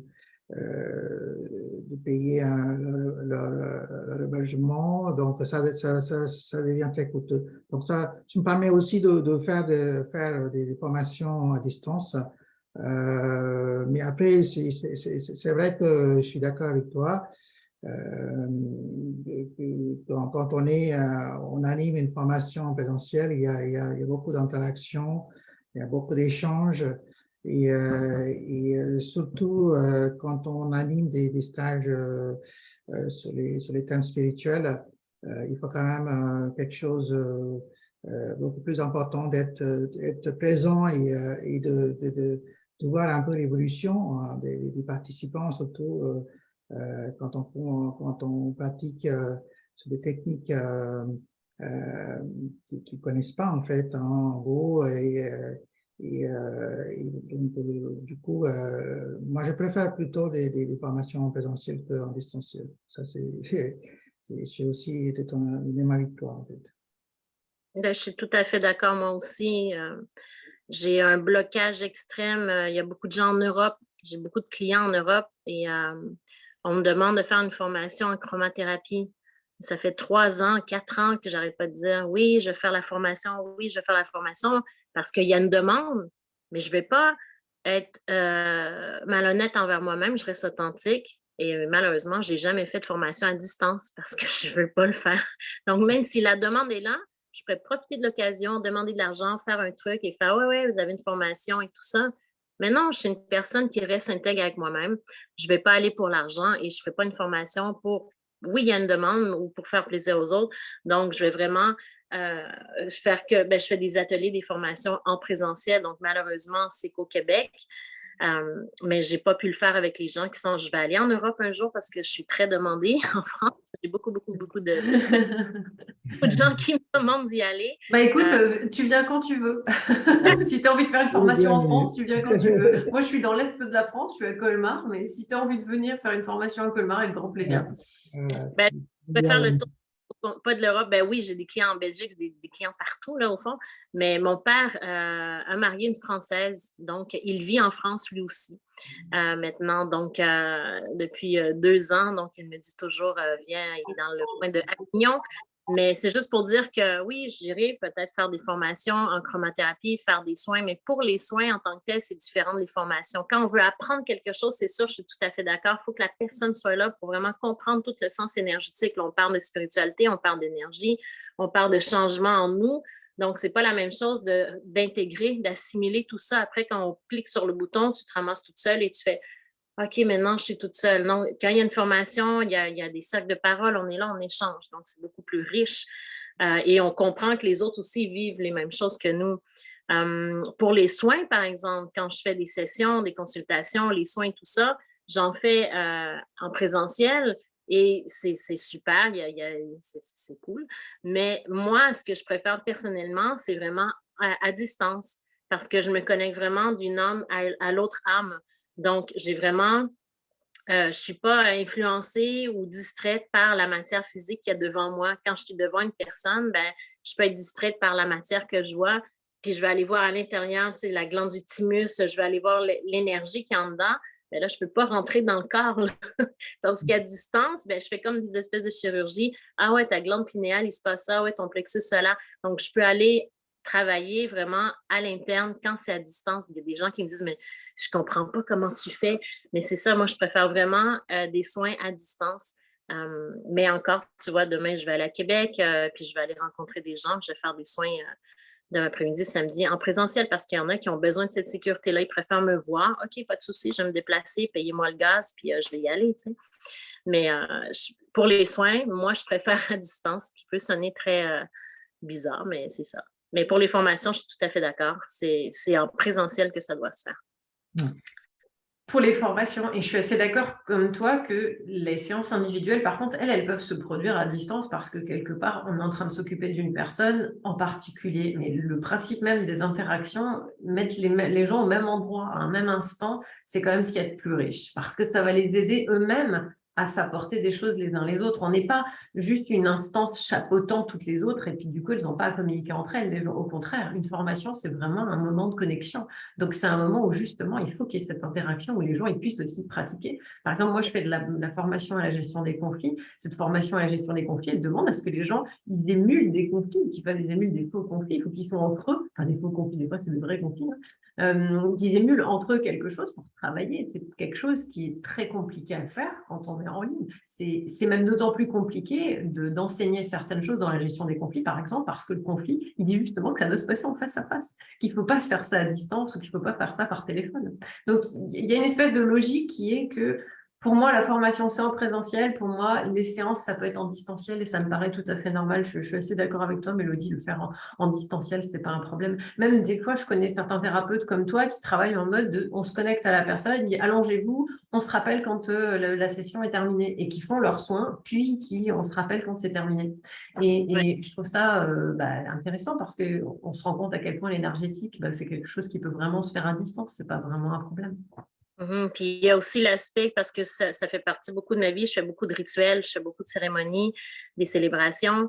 Quand je fais ça, bien évidemment, je préfère que ce soit en présentiel parce qu'on est en cercle, on est un groupe de personnes. Et oui, à l'interne, on a tous chacun nos intentions, même si, par exemple, on va célébrer l'équinoxe ou quoi que ce soit, mais on est en cercle, donc c'est bien de pouvoir faire les rituels, d'être unis, d'être en groupe, de faire des cérémonies, des rituels par virtuel. Pour moi, je l'ai fait, tu vois, quand la COVID a commencé, j'ai fait, bon, ben là, il faut que j'unisse les gens demandent, on a besoin de sacrer, on a besoin de tout ça, et je l'ai fait. Mais oui, il y a quelque chose de magique qui peut se faire aussi, mais après, justement, on pèse sur le bouton et ça fait comme, ah, mais quand je fais un cercle de femmes, on est tous partout à travers le monde, on parle, mais un cercle de femmes, c'est différent qu'une cérémonie quand toute l'union, c'est la même chose. Un cercle de femmes, c'est on est chacune individuellement en train de travailler quelque chose de différent et on se retrouve dans chacune des femmes. Donc, il y en a beaucoup qui m'ont dit, des femmes, ah non, mais moi, je ne veux pas faire de cercle de femmes en virtuel. Moi, je préfère qu'on soit vraiment en sororité et qu'on soit en présentiel. Mais moi, j'ai compris que même en virtuel, il y a un magnifique effet qui se fait parce que de toute façon, tu es en introspection avec toi-même. Tu es à l'écoute des autres, mais tu es là pour toi aussi. Donc, c'est un moment sacré pour toi. Donc, après, c'est sûr qu'il n'y a pas l'échange de pouvoir manger ensemble et partager tout, mais il y a quand même un magnifique travail qui se fait je parle des cercles de femmes virtuels.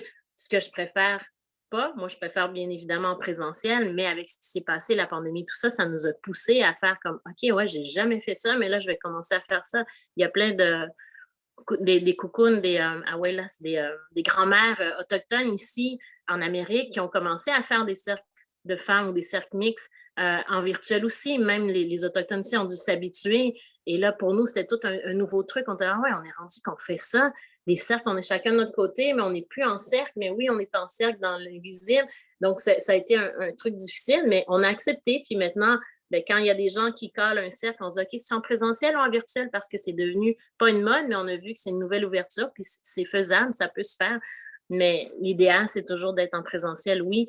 Mais, ouais. Mais pour les cérémonies, les rituels, ça, c'est d'autres choses parce qu'il y a des gestuels, il y a des moments, c'est pas la même chose. En tout cas, je peux parler longtemps encore. La technologie est donc devenue pour vous un nouvel outil, mais qu'on ne peut pas utiliser pour certains types de rituels ou certaines traditions. Mais quand même, visiblement, c'est quand même plutôt un allié pour vous, surtout quand on l'a vu pour la pandémie. Hein. Donc, on est sur Zoom. On est sur Zoom. Oui, on est en train d'avoir cette conversation sur Zoom. Et alors, du coup, ça m'entraîne une question. Quel est votre rapport on va dire, pour remplir vos stages, pour remplir vos sessions, comment vous utilisez les outils des réseaux sociaux? Est-ce que vous avez des comptes sur les réseaux sociaux? Vous les utilisez de quelle manière? Voilà. Oula, alors c'est compliqué. Moi, j'ai mis un certain temps, alors que je venais du milieu de l'informatique, j'ai mis un certain temps à utiliser les réseaux sociaux pour communiquer parce que moi, je croyais beaucoup dans le fait que la réputation, elle est plus importante que l'image. Malheureusement, et c'est triste, mais de plus en plus de gens se basent plutôt sur l'image et sur l'aspect public ou la communication. Donc, comme le disait Mélodie tout à l'heure, il y a une espèce de pensée qui est celle de « Ah, comme cette personne pratique un prix très élevé, c'est que ça doit être très, très bien. » D'ailleurs, il y a une petite expérience qui a été faite comme ça pour mesurer la façon dont le cerveau réagissait face à certaines situations. Ils ont pris un public de gens à qui ils ont donné du vin. Ils ont dit que c'était du vin qui était à 8 € la bouteille. Et puis, ils ont pris un autre public, mais avec ce même vin. Et ils ont dit qu'il était à 800 € la bouteille. Et ils ont fait passer des scans cérébraux à ces gens-là. Et ils se sont rendus compte que quand il y avait marqué, quand on leur disait que c'était 800 €, il y avait plus de plaisir à boire ce vin que quand c'était 8 €. Donc, il y a une véritable croyance dans le fait que comme quelque chose a de la valeur, alors du coup, c'est donc mieux ou plus important, ce qui n'est pas forcément vrai. Donc, il y a de ça. Et puis, il y a aussi le fait et il y a eu une question intéressante dans le chat qui était, oui, mais avec toutes les formations, il y a des tas de gens aussi qui s'imposent comme thérapeutes en 3 jours en claquant des doigts. Alors, heureusement pour nous, non, ce n'est pas comme ça que ça marche. Mais c'est le mensonge un petit peu de ce genre de formation, c'est-à-dire de penser qu'il n'y a pas une partie empirique et pratique qu'il faut avoir sur le sujet. Mais donc, parler sur les réseaux sociaux, d'utiliser les réseaux sociaux pour communiquer, moi, je le fais vraiment à toute petite dose et pour une bonne raison, parce que je n'ai pas envie de participer à ce mensonge, déjà. Ce que je vais donner, c'est des informations que je pense être utiles sur les réseaux sociaux, c'est-à-dire des choses qui sont des petites phrases de vérité ou des choses qui sont importantes à communiquer. Et des fois, il y a des gens chez qui ça titre. Par exemple, il y a une petite phrase où j'étais assez étonnée de voir qu'il y a plein de gens que ça marquait et où j'ai fait un petit coup de com', en fait, sans trop me rendre compte, qui était que la procrastination, c'est pas trop un problème de manque d'intention, mais c'est tout le contraire, c'est qu'on a envie de faire trop de choses et on procrastine parce qu'on a envie de faire trop de choses. Et par exemple, et ça, c'est quelque chose qui a attiré beaucoup de gens. Et donc, j'ai envie de dire, les réseaux sociaux, c'est un peu le petit bonheur, la chance, à mon sens, mais c'est aussi la loi de l'attraction. C'est-à-dire que, quoi qu'il en soit, on va attirer les gens qui vont nous correspondre ou qui vont se retrouver dans ce qu'on est ou dans la vibration qu'on va transmettre. Donc, je dirais les technologies à petite dose, mais il y en a tellement en fait de l'information via les réseaux sociaux que c'est difficile de faire le tri de toute manière. Oui, tout à fait. Il y en a trop, oui.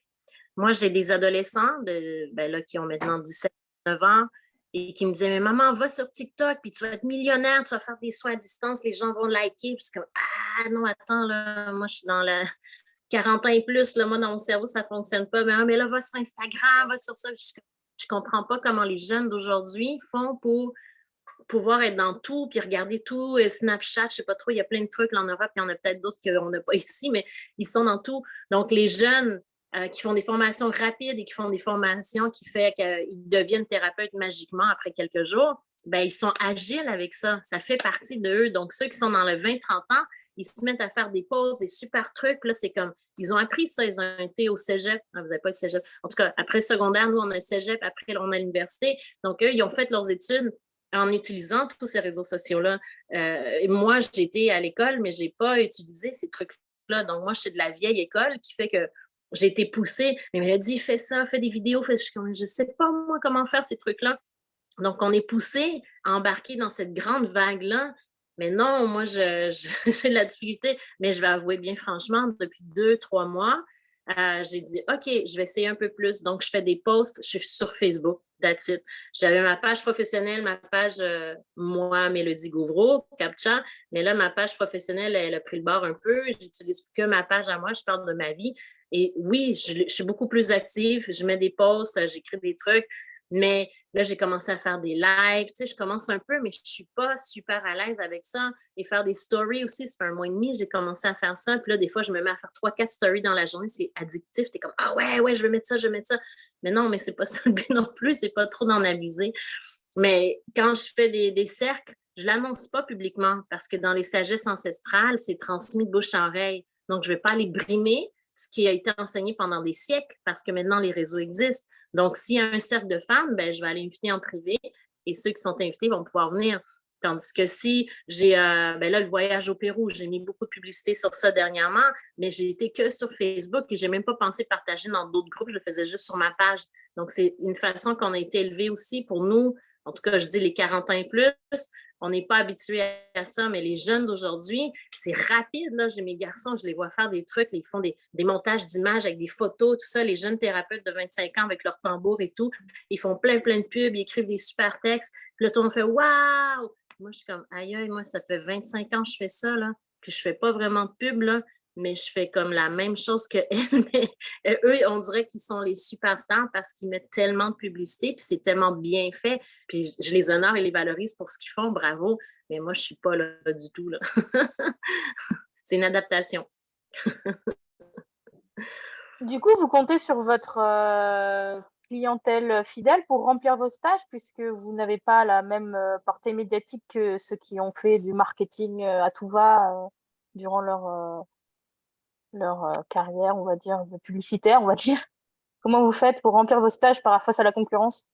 Alors, moi, je suis assez d'accord avec toi sur le fait que, enfin, je comprends ce que tu veux dire derrière, qui est le fait que, bah oui, c'est bien les réseaux sociaux parce que ça nous fait toucher une plus grande clientèle quand même, ça nous permet d'atteindre une plus grande clientèle. Mais a fortiori, parce qu'il y a beaucoup trop de choses sur le marché, finalement, c'est dépenser beaucoup d'énergie pour assez peu de retour sur investissement. Il y a à peu près 6 mois, j'ai écouté un peu les conseils d'un autre coach qui était coach en communication, donc sur les réseaux sociaux, qui venait de se lancer dans son activité. J'étais très contente de l'accompagner pour qu'il démarre son activité, sauf que dans sa logique, c'est il faut investir sur des mots-clés, il faut investir sur des tas de choses, etc. Et finalement, ça ne m'a pas rapporté énormément de clientèle. Je pense qu'on a ce côté où si on aime tant avoir des critiques sur l'ensemble des produits qu'on achète sur Internet, c'est parce qu'on a besoin d'avoir l'avis des autres. Et que c'est bien beau de faire de la com qui est unilatérale, donc qui va dans un sens du thérapeute vers les gens, mais ce qu'on a besoin, c'est que ce soit des gens qui viennent et qui amènent vers le thérapeute parce qu'ils ont une confiance en lui. Ils sont aussi une vitrine en fait de démonstration que le travail avec ce thérapeute a fait du bien. Donc, quelque part, je ne suis pas fan, en fait, de la publicité sur Internet. Alors oui, c'est bien, c'est une bonne façon de toucher son public. Moi, j'ai essayé d'être super minimaliste dans ce que j'ai fait parce que, déjà, de parler d'authenticité. Et puis, moi aussi, je me suis mise à TikTok parce que, on a beaucoup parlé et finalement, je n'ai pas eu beaucoup de clientèle. Par contre, j'ai beaucoup de gens qui ont découvert ce que je faisais et qui ont attendu que quelqu'un de leur entourage ou quelqu'un teste ce que je faisais pour ensuite venir me voir. Donc, comme quoi, la recommandation reste quand même devant tous les autres sujets, ce qui va vraiment remplir les formations. Puis moi, il y a un petit sujet particulier aussi, c'est que je m'adresse aux entreprises. Ouais. Donc moi, je m'adresse directement aux cellules RH et je leur explique ce que je vais apporter à leurs employés. Donc, je ne m'adresse pas par de la publicité, je m'adresse à une publicité que je fais, enfin un marketing de proximité, entre guillemets. Finalement, le bon vieux bouche à oreille, en ce qui concerne la santé et le bien-être, ça reste quand même une valeur sûre. Ça reste un produit de Oui, confiance, on va vraiment. dire. Moi, c'est gagnant. Oui, vraiment, vraiment, vraiment. Parce que moi, les gens me demandent, mais comment tu fais pour toujours avoir des clients tous les jours? Puis je fais jamais de pub à tous les jours, là. Des fois, ça arrive une fois par mois. Je dis, j'ai une place demain à 10h30. OK, mais j'ai des clients tous les jours, puis c'est que du bouche-oreille. Tu fais du bien à une personne, la personne en parle à sa mère, à sa voisine, à sa soeur, à son mari, et là, son fils, puis là, ça fait... C'est la meilleure façon, et c'est de se faire confiance aussi, là, qu'on va attirer les bonnes personnes qui ont besoin de notre propre médecine. Telle personne peut aller voir une autre personne, puis elle va mieux l'aider. Mais c'est vraiment le bouche-à-oreille, c'est la meilleure façon, là, c'est de se faire confiance là-dedans. En tout cas, moi, je pense, je ne sais pas, Vidia, et... Mais oui, bouche-oreille, c'est le plus gagnant. Vidia, tu as coupé ton micro? Oui, c'est vrai que moi, je ne suis pas très présent dans les réseaux sociaux. C'est pas que je ne veux pas, c'est que je n'ai pas le temps. Après, les stages que j'anime, c'est très souvent organisé par des personnes qui trouvent des stagiaires. À part des moments où j'organise des stages chez moi. Donc, quand je me déplace, voilà, je n'ai pas ce travail de trouver les stagiaires. Après, j'aimerais bien aussi communiquer un peu sur ce que je fais, parce que c'est vrai que les gens ne savent pas en fait ce que je propose. Dès qu'ils voient le mot yoga, tout de suite ils pensent à des yoga, du yoga postural. Mais c'est vraiment pas ça en fait, c'est vraiment plus que ça. Voilà, j'ai quelques idées pour me lancer. Voilà, l'année prochaine, je vais explorer tout ça. Et aussi, donc un projet de développer une app mobile qui va accompagner en fait l'enseignement que je propose, surtout de pratiquer même plus tard après le stage, parce que il suffit pas de suivre le stage. Donc après, le plus important c'est de pratiquer. Donc il y en a qui continuent pas la pratique. Donc voilà, moi je vais proposer également cette possibilité à travers ce support digital, donc plutôt une app mobile, de faire, voilà, de continuer à pratiquer. C'est pas que je veux pas, c'est tout simplement que j'ai pas le temps de le faire. Je ne sais pas. Pour l'instant, j'ai pas encore ce modèle de dire, voilà, comme effectivement, au jour d'aujourd'hui, ma clientèle, c'est vraiment des personnes qui me connaissent ou soit qui viennent me voir par bouche à oreille, qui ont déjà testé toutes les techniques que je propose. Je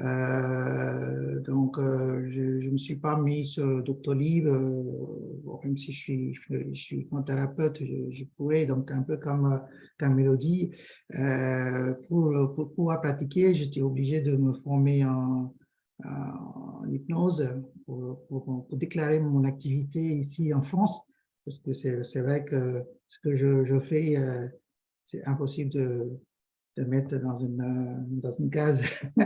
Donc, c'est difficile de vraiment proposer des services, enfin surtout des prestations sur ce que je fais. Donc voilà, bon, je vais tenter, me tenter à vraiment développer quelque chose à partir de l'année prochaine, d'explorer un peu tous les réseaux sociaux. Mais je suis d'accord avec vous, toutes les deux, que effectivement, c'est la recommandation, c'est la bouche à oreille qui fonctionne bien. C'est clair et net. Voilà. Et est-ce que vous arrivez à, comment dire, à définir un périmètre d'action où s'arrête votre Aussi, rôle je de suis tout à fait thérapeute? d'accord.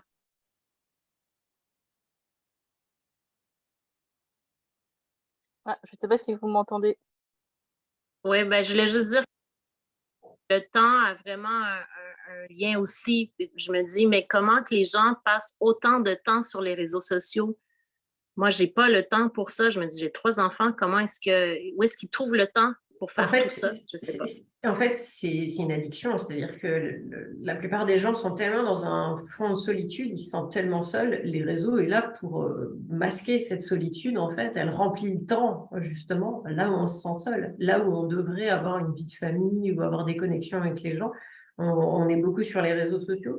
Moi, j'ai remarqué un truc aussi, c'est que des fois, quand j'allais boire un verre avec des amis, il y en avait, ils se parlaient par téléphone, par message, pendant qu'on était ensemble. C'est devenu tellement une pratique, en fait, importante. La technologie est devenue tellement présente, en fait, que c'est même au milieu d'une conversation physique, ils avaient besoin de ce support technologique. Donc, du coup, maintenant, j'essaye de faire souvent cette espèce de dîner où on pose des téléphones, on essaie de communiquer un petit peu en face pour revenir à une communication, mais c'est une quasi-addiction. Je ne sais pas comment ils trouvent le temps, effectivement, mais je sais qu'ils le trouvent comme on trouve le temps pour n'importe quelle addiction. On a besoin de se sentir moins seul et du coup de voir tout ce qui se passe dans le monde à côté. Mais plus on observe les réseaux sociaux, moins on s'observe soi-même. Et c'est pas forcément une vitrine pour se voir en miroir, c'est une vitrine pour se comparer, mais peut-être pas forcément pour prendre énormément de recul. Du coup, Diane, j'ai oublié ta question que tu disais avant. Il va falloir que tu la reposes. Oui, pardon. En fait, c'était par rapport à votre périmètre d'action et les limites du rôle de thérapeute, puisque Lydia parlait de suivi, etc. Il y a beaucoup de clients, comme le disait Louise en commentaire, qui aimeraient bien avoir un suivi régulier, créer plus de liens, etc., avec leur thérapeute pour un peu le parcours de vie. Où est-ce que vous mettez la limite?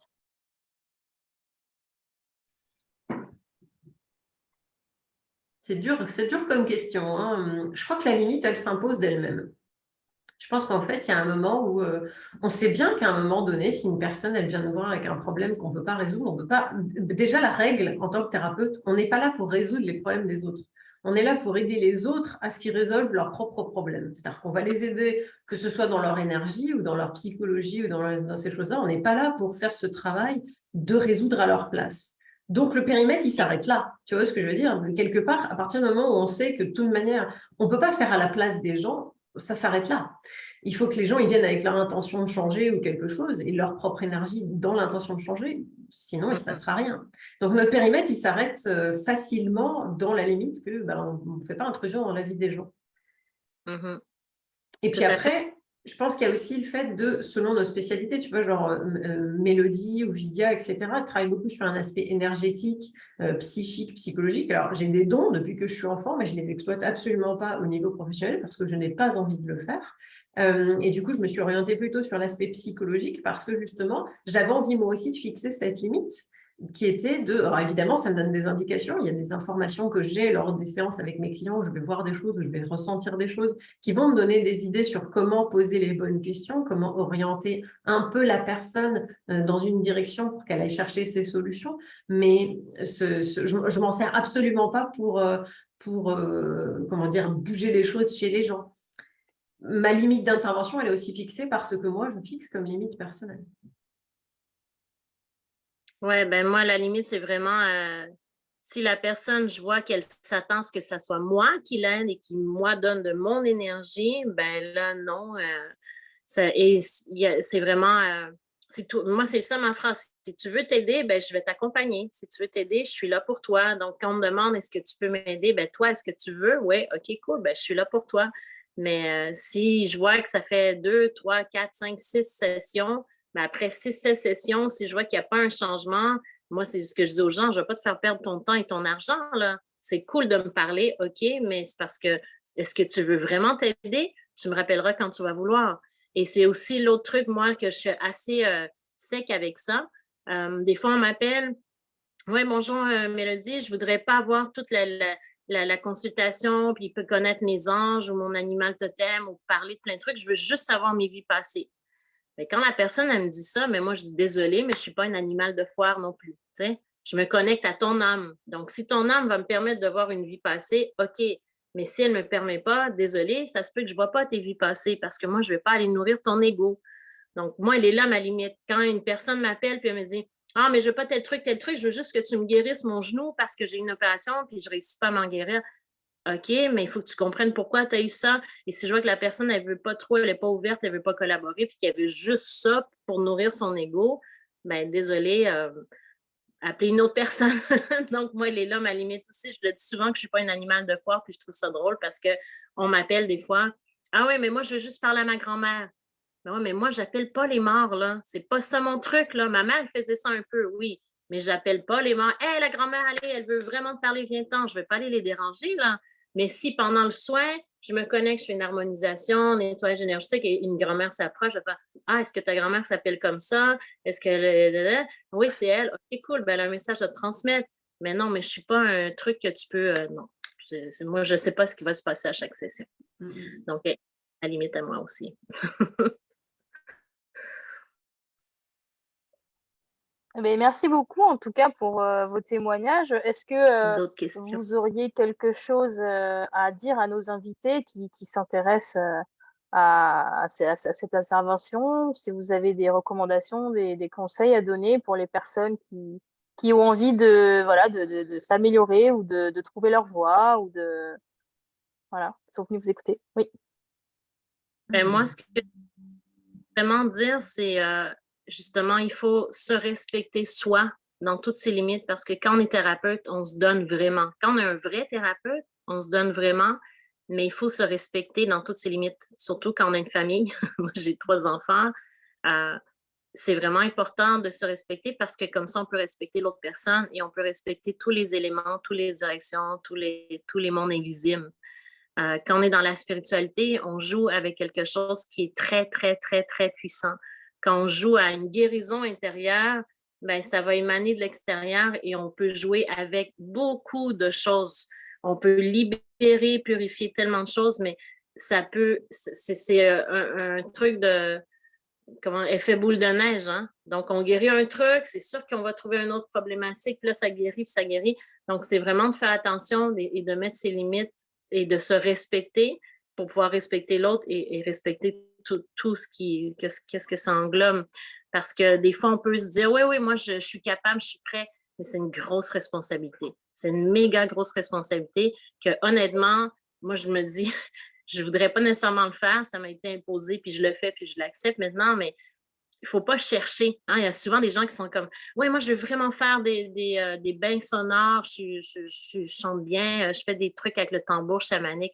Là, je n'embarquerai pas dans tous les trucs de culture autochtone, sagesse, parce que je vais en dire beaucoup, mais c'est parce que ça, c'est rendu trop, trop à la mode. Ah ouais, mais moi, je me suis acheté mon tambour, puis je veux faire ça, puis c'est comme non, mais attends, là, le tambour, tu es supposé de le recevoir, tu n'es pas supposé d'aller l'acheter, ça c'est une chose. Il y a tellement de trucs, il y a tellement de règles aujourd'hui qui sont toutes brisées de tout bord, tout côté. Donc, c'est vraiment est-ce que tu es vraiment en train de respecter les mondes invisibles? Oui, OK. Ben, l'univers va t'offrir et ça devrait être dans une fluidité, une facilité. Ça va être offert. Mais si toi, tu cherches et tu veux, ça, c'est ton ego. Donc, il faut vraiment bien s'écouter puis se respecter. Parce que sinon, tu vas tomber, tu vas te relever. Combien de thérapeutes m'ont appelé? Plusieurs thérapeutes m'appellent. Ah, Mélodie, j'aide les gens, hein, mais là, j'ai vraiment un down. OK, mais pourquoi? Tu sais, oui, on vit tous des trucs. Moi aussi, je peux avoir mes downs, là, je peux avoir mes moments de faiblesse et tout ça. Tu sais, je suis un humain, là. Je suis pas juste. C'est sûr que moi aussi, j'ai mes moments. Mais c'est souvent parce qu'ils n'ont pas respecté leurs limites. Comme moi, je n'ai pas respecté ma limite. Je me suis donnée à fond. Et puis après, qui est-ce qui en écope? C'est moi. Donc, c'est vraiment respecte elle est où ta limite pour pouvoir respecter la limite des autres aussi. Des fois, on ne peut pas pousser l'autre à s'améliorer, même si on voit super bien c'est quoi qu'il doit penser, faire ou agir ou tout ça. Mais si l'autre personne n'est pas prête, elle n'est pas rendue là, il faut le respecter aussi. Donc, ouais. C'est ça. Je ne veux pas prendre trop de temps parce que je sais que ça fait plus d'1 heure qu'on parle, là, mais... Non, mais c'était intéressant, merci beaucoup.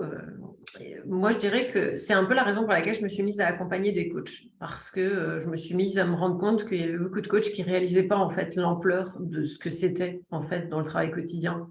Rencontrer des profils atypiques, rencontrer des gens qui sont dans le spectre autistique, par exemple, ou rencontrer des gens qui sont là, avec des maladies mentales, qui sont assez inclus. Comment on travaille avec quelqu'un qui a une maladie mentale, par exemple? Donc, savoir un petit peu améliorer sa pratique, j'ai envie de dire, n'hésitez pas à vous entourer en tant que thérapeute quand vous vous lancez par quelqu'un qui devient votre, pas mentor, mais d'une certaine manière, quelqu'un qui vous aide en fait à vous élever à chaque fois que vous allez rencontrer une difficulté, parce que vous allez en rencontrer. J'ai beaucoup aimé ton aspect du respect de soi, parce que oui, c'est important, le respect de soi aussi, c'est respecter son temps, respecter ce qu'on fait, respecter ce qu'on partage. Mais je dirais que oui, principalement, c'est le côté en tant que thérapeute, on a aussi ce défaut, et ça, c'est un des défauts que la plupart des thérapeutes ont. Ah ben ça y est, c'est bon, j'ai fait une thérapie, c'est bon, j'ai fait un ensemble. D'ailleurs, aujourd'hui, pour être psychothérapeute, c'est exactement le principe. Il faut avoir fait une thérapie pendant un certain nombre d'années. Donc, c'est dire si c'est dans cette logique, c'est parce que j'ai travaillé sur moi-même, c'est bon, je suis prêt à aider les autres. En fait, non, c'est pas aussi simple que ça. Et on a toujours des choses qui vont nous surprendre, même si on pense être prêt. Et on a toujours besoin de se remettre en question. Et comme dit, c'est le cordonnier mal chaussé. Plus on est thérapeute, plus il est difficile de voir ses propres problèmes, parce qu'on a tout plein de solutions pour résoudre quand on rencontre des problèmes. Mais finalement, quand un problème s'installe de façon profonde, il ne faut pas hésiter soi-même à aller consulter. On n'est pas fait pour être sur des îles isolées. J'aime beaucoup cette expression qui dit « No man is an island », aucun homme n'est une île. On est là pour se connecter les uns les autres. Si on est thérapeute pour aider les autres, on a aussi des gens qui sont là pour nous aider, nous. Et il faut savoir leur faire confiance. Oui, ça c'est super important, parce que même moi, en tant que thérapeute, il y a tellement de gens avec des problèmes de santé mentale. Mais je ne suis pas psychologue, je ne suis pas... je le dis tout le temps, je ne suis pas sexologue. J'entends tellement de problèmes de toutes sortes. Moi, je suis guérisseuse. Moi, au niveau énergétique, là, c'est super facile. Puis je veux aider les gens le plus possible, mais je n'ai pas le choix d'avoir une équipe autour de moi. J'ai des amis docteurs, des amis infirmières, j'ai des amis toutes sortes aussi. Quand les gens me parlent de problématiques de dos, j'ai un ami chiro, je vais aller vérifier, je vais m'assurer que ce que je vais donner au niveau énergétique avec l'information, ça va être OK, ça corrobore, OK, parfait, donc ça a du sens. Toujours aller, c'est pas parce que je me fais pas confiance, mais c'est un travail d'équipe. Il faut vraiment un village pour élever un enfant, on dit toujours. Donc, quand on est en éveil et en guérison, on est comme un enfant tout à fait vulnérable. Oui, on peut avoir un mentor, un guide, une personne qui nous inspire un peu plus, mais il faut vraiment une équipe.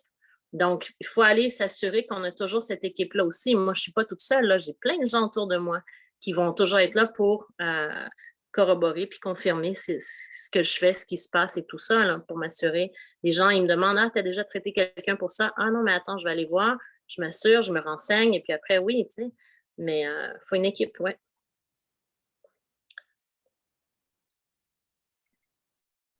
Donc, vous ne travaillez pas seul. Ça, c'est important aussi de le dire, parce que beaucoup de personnes se forment pour être thérapeute et après, ils font cavalier seul.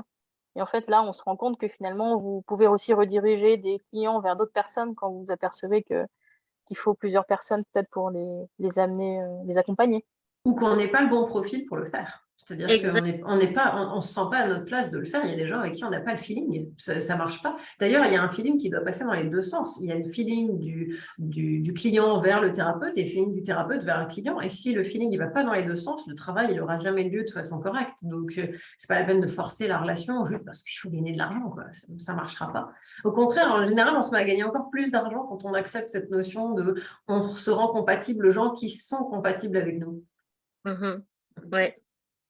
Oui, alors, moi je voulais juste toucher un moment par rapport à ce que disiez Mélodie et Martine.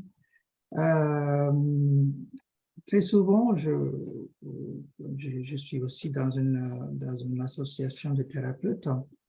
Ce que je constate, c'est que quand on fait, surtout on travaille dans l'énergétique, on n'a pas assez d'outils nécessaires pour nous protéger.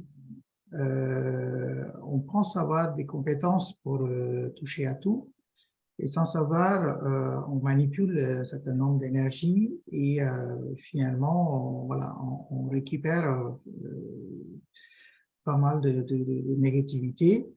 Moi, je dirais même qu'il est très important de faire un nettoyage après chaque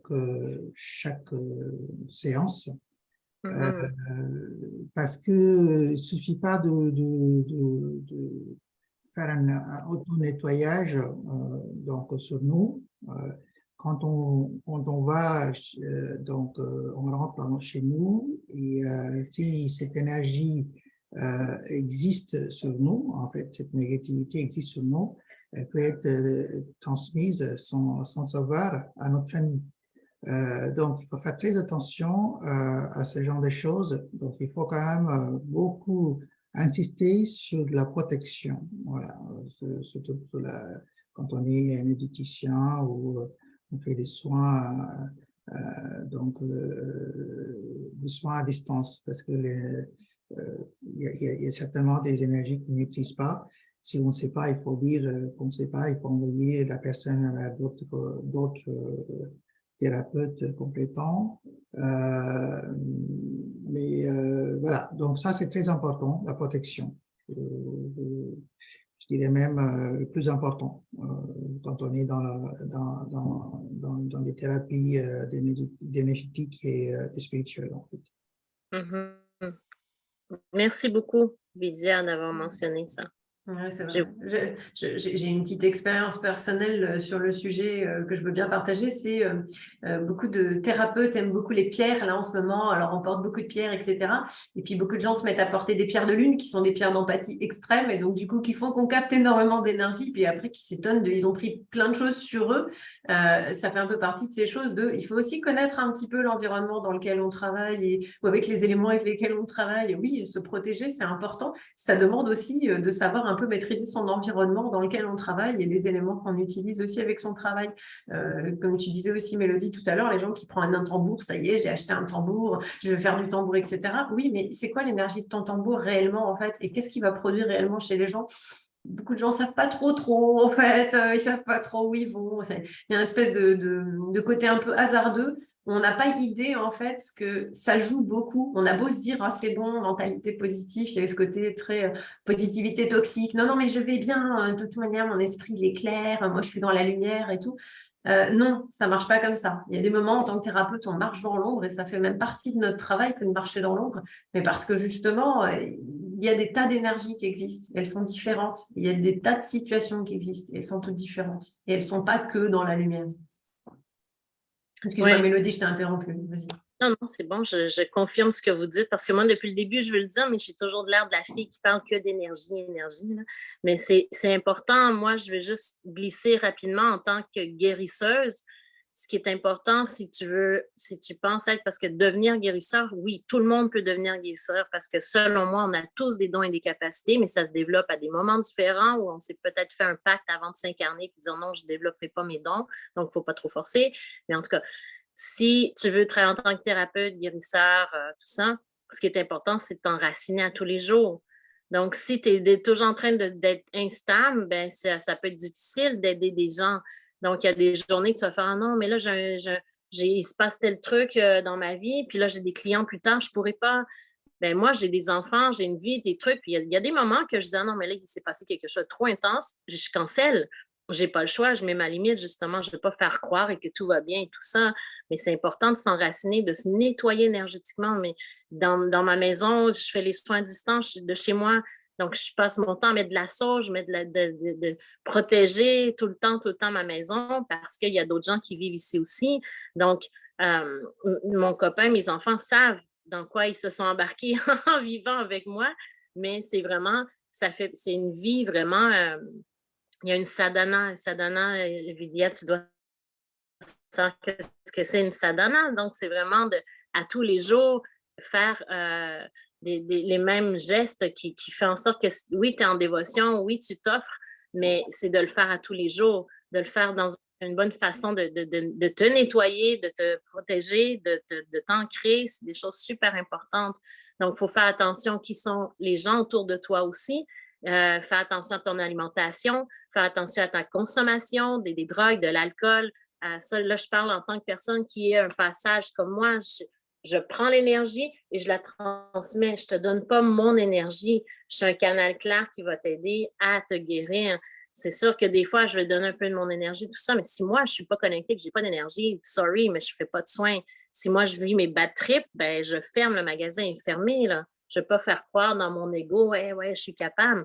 Si j'ai souvent cancellé des clients, ben, ça ne m'arrive pas à toutes les semaines, là, à tous les mois non plus, mais c'est arrivé déjà, tu sais, je me dis non, mais moi, c'est ça. Mais c'est important parce qu'on peut, et même après chaque soin, chaque client, des fois, j'ai eu affaire à voir des trucs tellement horribles, tellement intenses de vie passée ou de connecter avec des esprits, des trucs super puissants. J'étais comme, ça s'est présenté, ça, pendant que je faisais un soin. C'est comme, OK, mais là, il faut vraiment que je me déconnecte de ça parce que je ne veux pas que ça traîne autour de moi. Donc, vraiment, après chaque client, se nettoyer énergétiquement, oui, parce qu'on ne peut pas traîner ça, sinon je serais complètement quick et en psychiatrie présentement, là. Donc, je dois m'enraciner à tous les jours. Et ça, avant de devenir un thérapeute, il faut s'assurer que tu es capable d'avoir cette responsabilité-là, de t'enraciner à tous les jours et de vraiment bien te protéger, de nettoyer, parce qu'on peut pas, tu ne peux pas faire ça après une formation de 3 jours. Puis c'est ça. C'est beaucoup d'années d'expérience.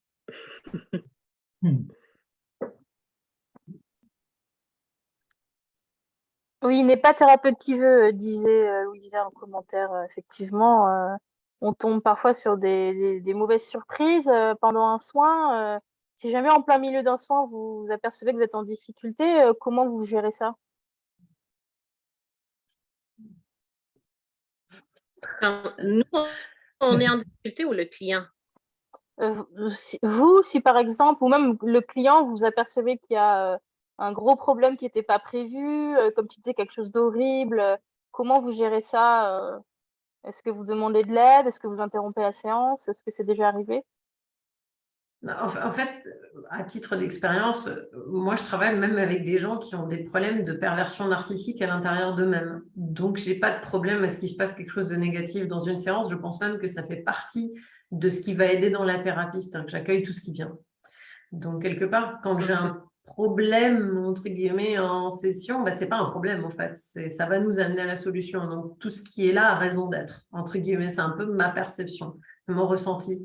Il n'y a pas de solution clé, j'ai envie de dire que seule l'expérience, elle peut permettre d'être suffisamment solide pour faire face à la première problématique qu'on rencontre, mais que si on rencontre une problématique et qu'on a perdu ses moyens, il faut aller consulter soi-même, il faut voir quelqu'un et en parler, il faut aller un petit peu se confronter. Par exemple, j'avais une de mes clientes, je travaille aussi à l'international sur le coaching de coach, qui était allemande, et qui me disait, bah oui, mais j'ai quelqu'un qui vient me voir et cette personne, elle a des problèmes psychiatriques. Bah oui, mais enfin, il faut se renseigner du coup pour savoir comment aider la personne au mieux. Voire, il faut lui dire, bah voilà, je ne me sens pas de t'aider, je ne suis pas à la hauteur. Et il faut l'accepter. Hein. Moi, j'ai déjà dû le dire à certaines personnes qui sont venues me voir, et en particulier des gens qui sont dans la perversion narcissique et qui n'ont pas envie de guérir, mais qui viennent juste pour dire, regarde, tu as vu, je fais du travail derrière. En fait, ils n'ont absolument aucune envie de faire un travail sur eux-mêmes.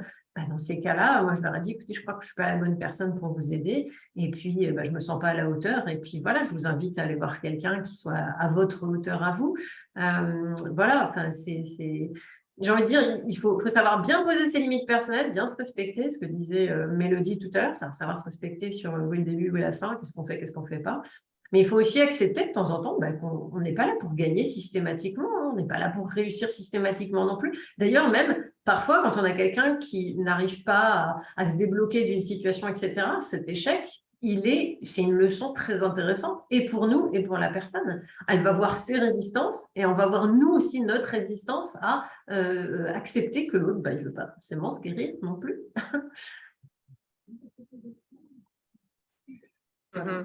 Oui, c'est ça, il faut mettre ses limites. Voilà. Je suis d'accord et tout ça. Je suis désolée, je vais devoir vous laisser. Je vous remercie beaucoup, beaucoup pour cette invitation. Je te remercie beaucoup, Diane. Je vous remercie beaucoup, Mélodie et Vidia. C'était super. J'espère avoir des contacts avec vous, mais je vais vraiment devoir vous laisser. Oui, on est sur la fin de toute façon. En tout cas, merci aux gens pour vos questions. C'était très intéressant aussi. Et puis, j'espère vous voir à bientôt. Voilà. Merci beaucoup, Martine. À bientôt. Bientôt, Martine. Alors, s'il y a des questions dans le public, c'est maintenant ou jamais, parce qu'on est sur la fin, donc on ne va pas tarder. Si vous avez des questions, n'hésitez pas à les poser dans le chat. Diane, je voulais juste intervenir par rapport à cette question. si jamais on constate quelque chose pendant la séance, qu'est-ce qu'on fait? C'est vrai que je vois un peu la sens de cette question, surtout dans le travail énergétique. Si on tombe sur des situations où il y a une mauvaise énergie qu'on constate, qui finalement n'est pas forcément facile à gérer. Moi, personnellement, j'ai eu effectivement 2 ou 3 fois où j'avais détecté une énergie très dense, négative, type sorcellerie. Donc, moi, ce que je fais pendant la séance, c'est que déjà, c'est de vraiment donner la possibilité à la personne de bien donc avoir cette protection. Et ensuite, j'ai même arrêté une fois la séance parce que ça dépassait mes compétences. Donc, du coup, j'ai proposé de suggérer d'autres thérapeutes qui sont capables de gérer ce genre de choses. Alors, il ne faut pas trop insister si on sent qu'on est face à une énergie qui est très dense, très négative. Il vaut mieux donc se protéger plutôt d'aller plus loin et ensuite avoir des difficultés aussi bien pour la client ou cliente que pour nous. Donc voilà, je voulais juste intervenir par rapport à ça. D'accord, ok. Oui, donc ça, c'est ce que disait tout à l'heure aussi Mélodie, c'est pour ça que c'est bien de connaître des collaborateurs ou collaboratrices qui peuvent prendre le relais ou d'autres personnes si ça dépasse vos capacités ou si vous le sentez pas, quoi. Exactement, oui. Ben, tu vois, la prochaine fois que tu as un cas de sorcellerie ou un truc comme ça, tu m'appelles, moi, je peux aider. Parce que quand tu demandes comment on fait pour aller rechercher de l'aide, ben, moi, quand j'arrive à une situation avec un client que c'est vraiment intense, c'est pas, moi, je parle pas que la personne est intense, c'est ce qu'il y a autour de la personne, vu que moi, je vois toute l'énergie, je vois les liens, je vois c'est très, très, très rare de la sorcellerie. Il y a beaucoup de gens dans l'Afrique du Nord, souvent, qui m'appellent. Ah, je sais que j'ai tel truc. Mais moi, je vais demander l'aide aux anges, aux guides, mes ancêtres. Je vais demander plus de l'aide invisible. Puis eux, ils vont m'aider à tout nettoyer et déconnecter les liens avec telle ou telle personne. Donc, moi, c'est ma façon de faire depuis tout petit parce que j'ai appris. Donc, moi, l'aide que je vais aller chercher quand je parlais de gens être entourés, tout ça, moi, je suis entourée par des gens invisibles. Donc là, je peux sonner complètement folle. Je m'en fous. Parce que c'est une aide et c'est une aide qui est concrète pour moi. Moi, je vis avec les mondes invisibles. Pour moi, c'est du concret parce que je suis voyante, je suis médium, je vois tout ça. Donc, je suis très connectée avec tout ça. Mais oui, tu sais, ça m'est arrivé des fois de dire à des gens, ben là, je suis désolée, mais il faut vraiment que tu ailles à l'hôpital. Tu veux que je peux t'accompagner, je vais t'aider. J'ai envoyé déjà des fois des gens à l'hôpital. Et ce qui me rend le plus triste, c'est que moi, en tant que guérisseuse et en tant que voyante, je sais que les gens qui sont dans des ailes psychiatriques, les gens qui ont des problèmes de santé mentale, c'est des gens qui sont très, très connectés en haut, mais ils n'ont pas d'ancrage. Donc, c'est un too much information. Tu sais, il y a trop de trucs qu'ils ne sont pas capables d'assimiler. Et là, ils ont besoin d'être enracinés. Mais moi, j'ai bien beau travailler, mais si la personne elle est complètement déconnectée, je ne peux pas faire plus que ça. Et malheureusement, c'est arrivé, oui, quelquefois, de dire aux gens, ben là, OK, vas-y à l'hôpital et je sais qu'ils vont prendre la médication et ça me brise le cœur, mais ils sont rendus là, c'est leur chemin de vie, c'est par là qu'ils doivent passer pour pouvoir prendre le temps de se fermer à ces canaux-là avec la médication. Et puis après ça, on revient et puis, OK, ouais, là, tu peux reprendre le contrôle, je vais t'aider. On va reprendre le contrôle, on va t'enraciner et réouvrir la valve plus tranquillement. Donc, par rapport à ça, là, je parle des problèmes de santé mentale, mais ça peut être relié à tellement de choses, des maladies, les cancers et tout ça, tout est relié. Mais oui, c'est sûr qu'il faut mettre nos limites et dire, OK, ouais, ben là, ça, on a chacun nos compétences, là, tu vois. Ouais. Voilà, c'est surtout, en fait, culturellement, par exemple, quand on a en fait, moi je viens de l'Inde, donc effectivement les pratiques donc spirituelles hindoues, les divinités indiennes, donc en fait ont certaines limites sur d'autres types d'énergie négative de notre culture. Donc il faut savoir s'arrêter. Voilà, donc là si si on constate qu'en fait avec ce qu'on a comme énergie, donc là tu as parlé des anges, moi je parle surtout des divinités, donc avec qui je me connecte, d'une part pour bien sûr aider les gens et pour me protéger.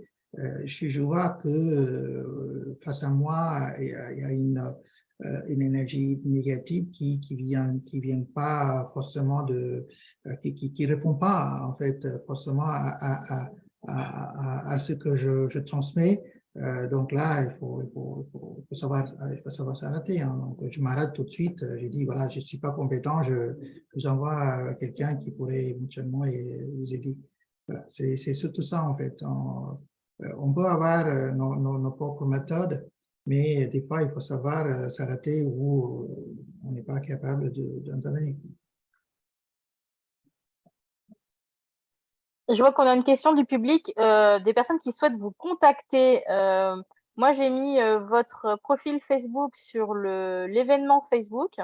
Donc, c'est l'événement sur lequel vous avez trouvé le lien Zoom. Vous pouvez contacter donc Lydia, Martine et aussi Mélodie directement en cliquant sur leur profil. Donc, je referai un petit message sur l'événement Facebook avec leur profil Facebook. Et si vous souhaitez une séance avec eux, vous pouvez bien sûr les contacter directement via Facebook. C'était l'instant publicité. Merci, Diane. Je vois qu'il n'y a pas d'autres questions. Ouais, il n'y a pas de nouvelles questions. Elles ont déjà été posées un peu plus loin et on y avait répondu quand Martine était là. Écoutez, si vous n'avez rien à rajouter, on va vous libérer. Hein. Donc, Oui. ouais. En tout cas, Mais c'était non, mais vraiment moi, hyper intéressant. il y a encore dans l'après-midi. Oui. Non, je disais pour moi au Québec, 2h50 de l'après-midi, là, il fait encore soleil, c'est pas tard. Ah oui, ici en France, c'est la nuit. Là, il fait froid aussi. En tout cas, ouais, merci beaucoup. C'était très Diane, intéressant. merci à tous et voilà, bon, écoutez, ça a été vraiment un plaisir d'échanger avec vous. Ouais. Je vous dis à très bientôt. À très bientôt. Merci beaucoup. Merci. Bon après-midi et bonne Merci. soirée. Au revoir. Au revoir. Au revoir.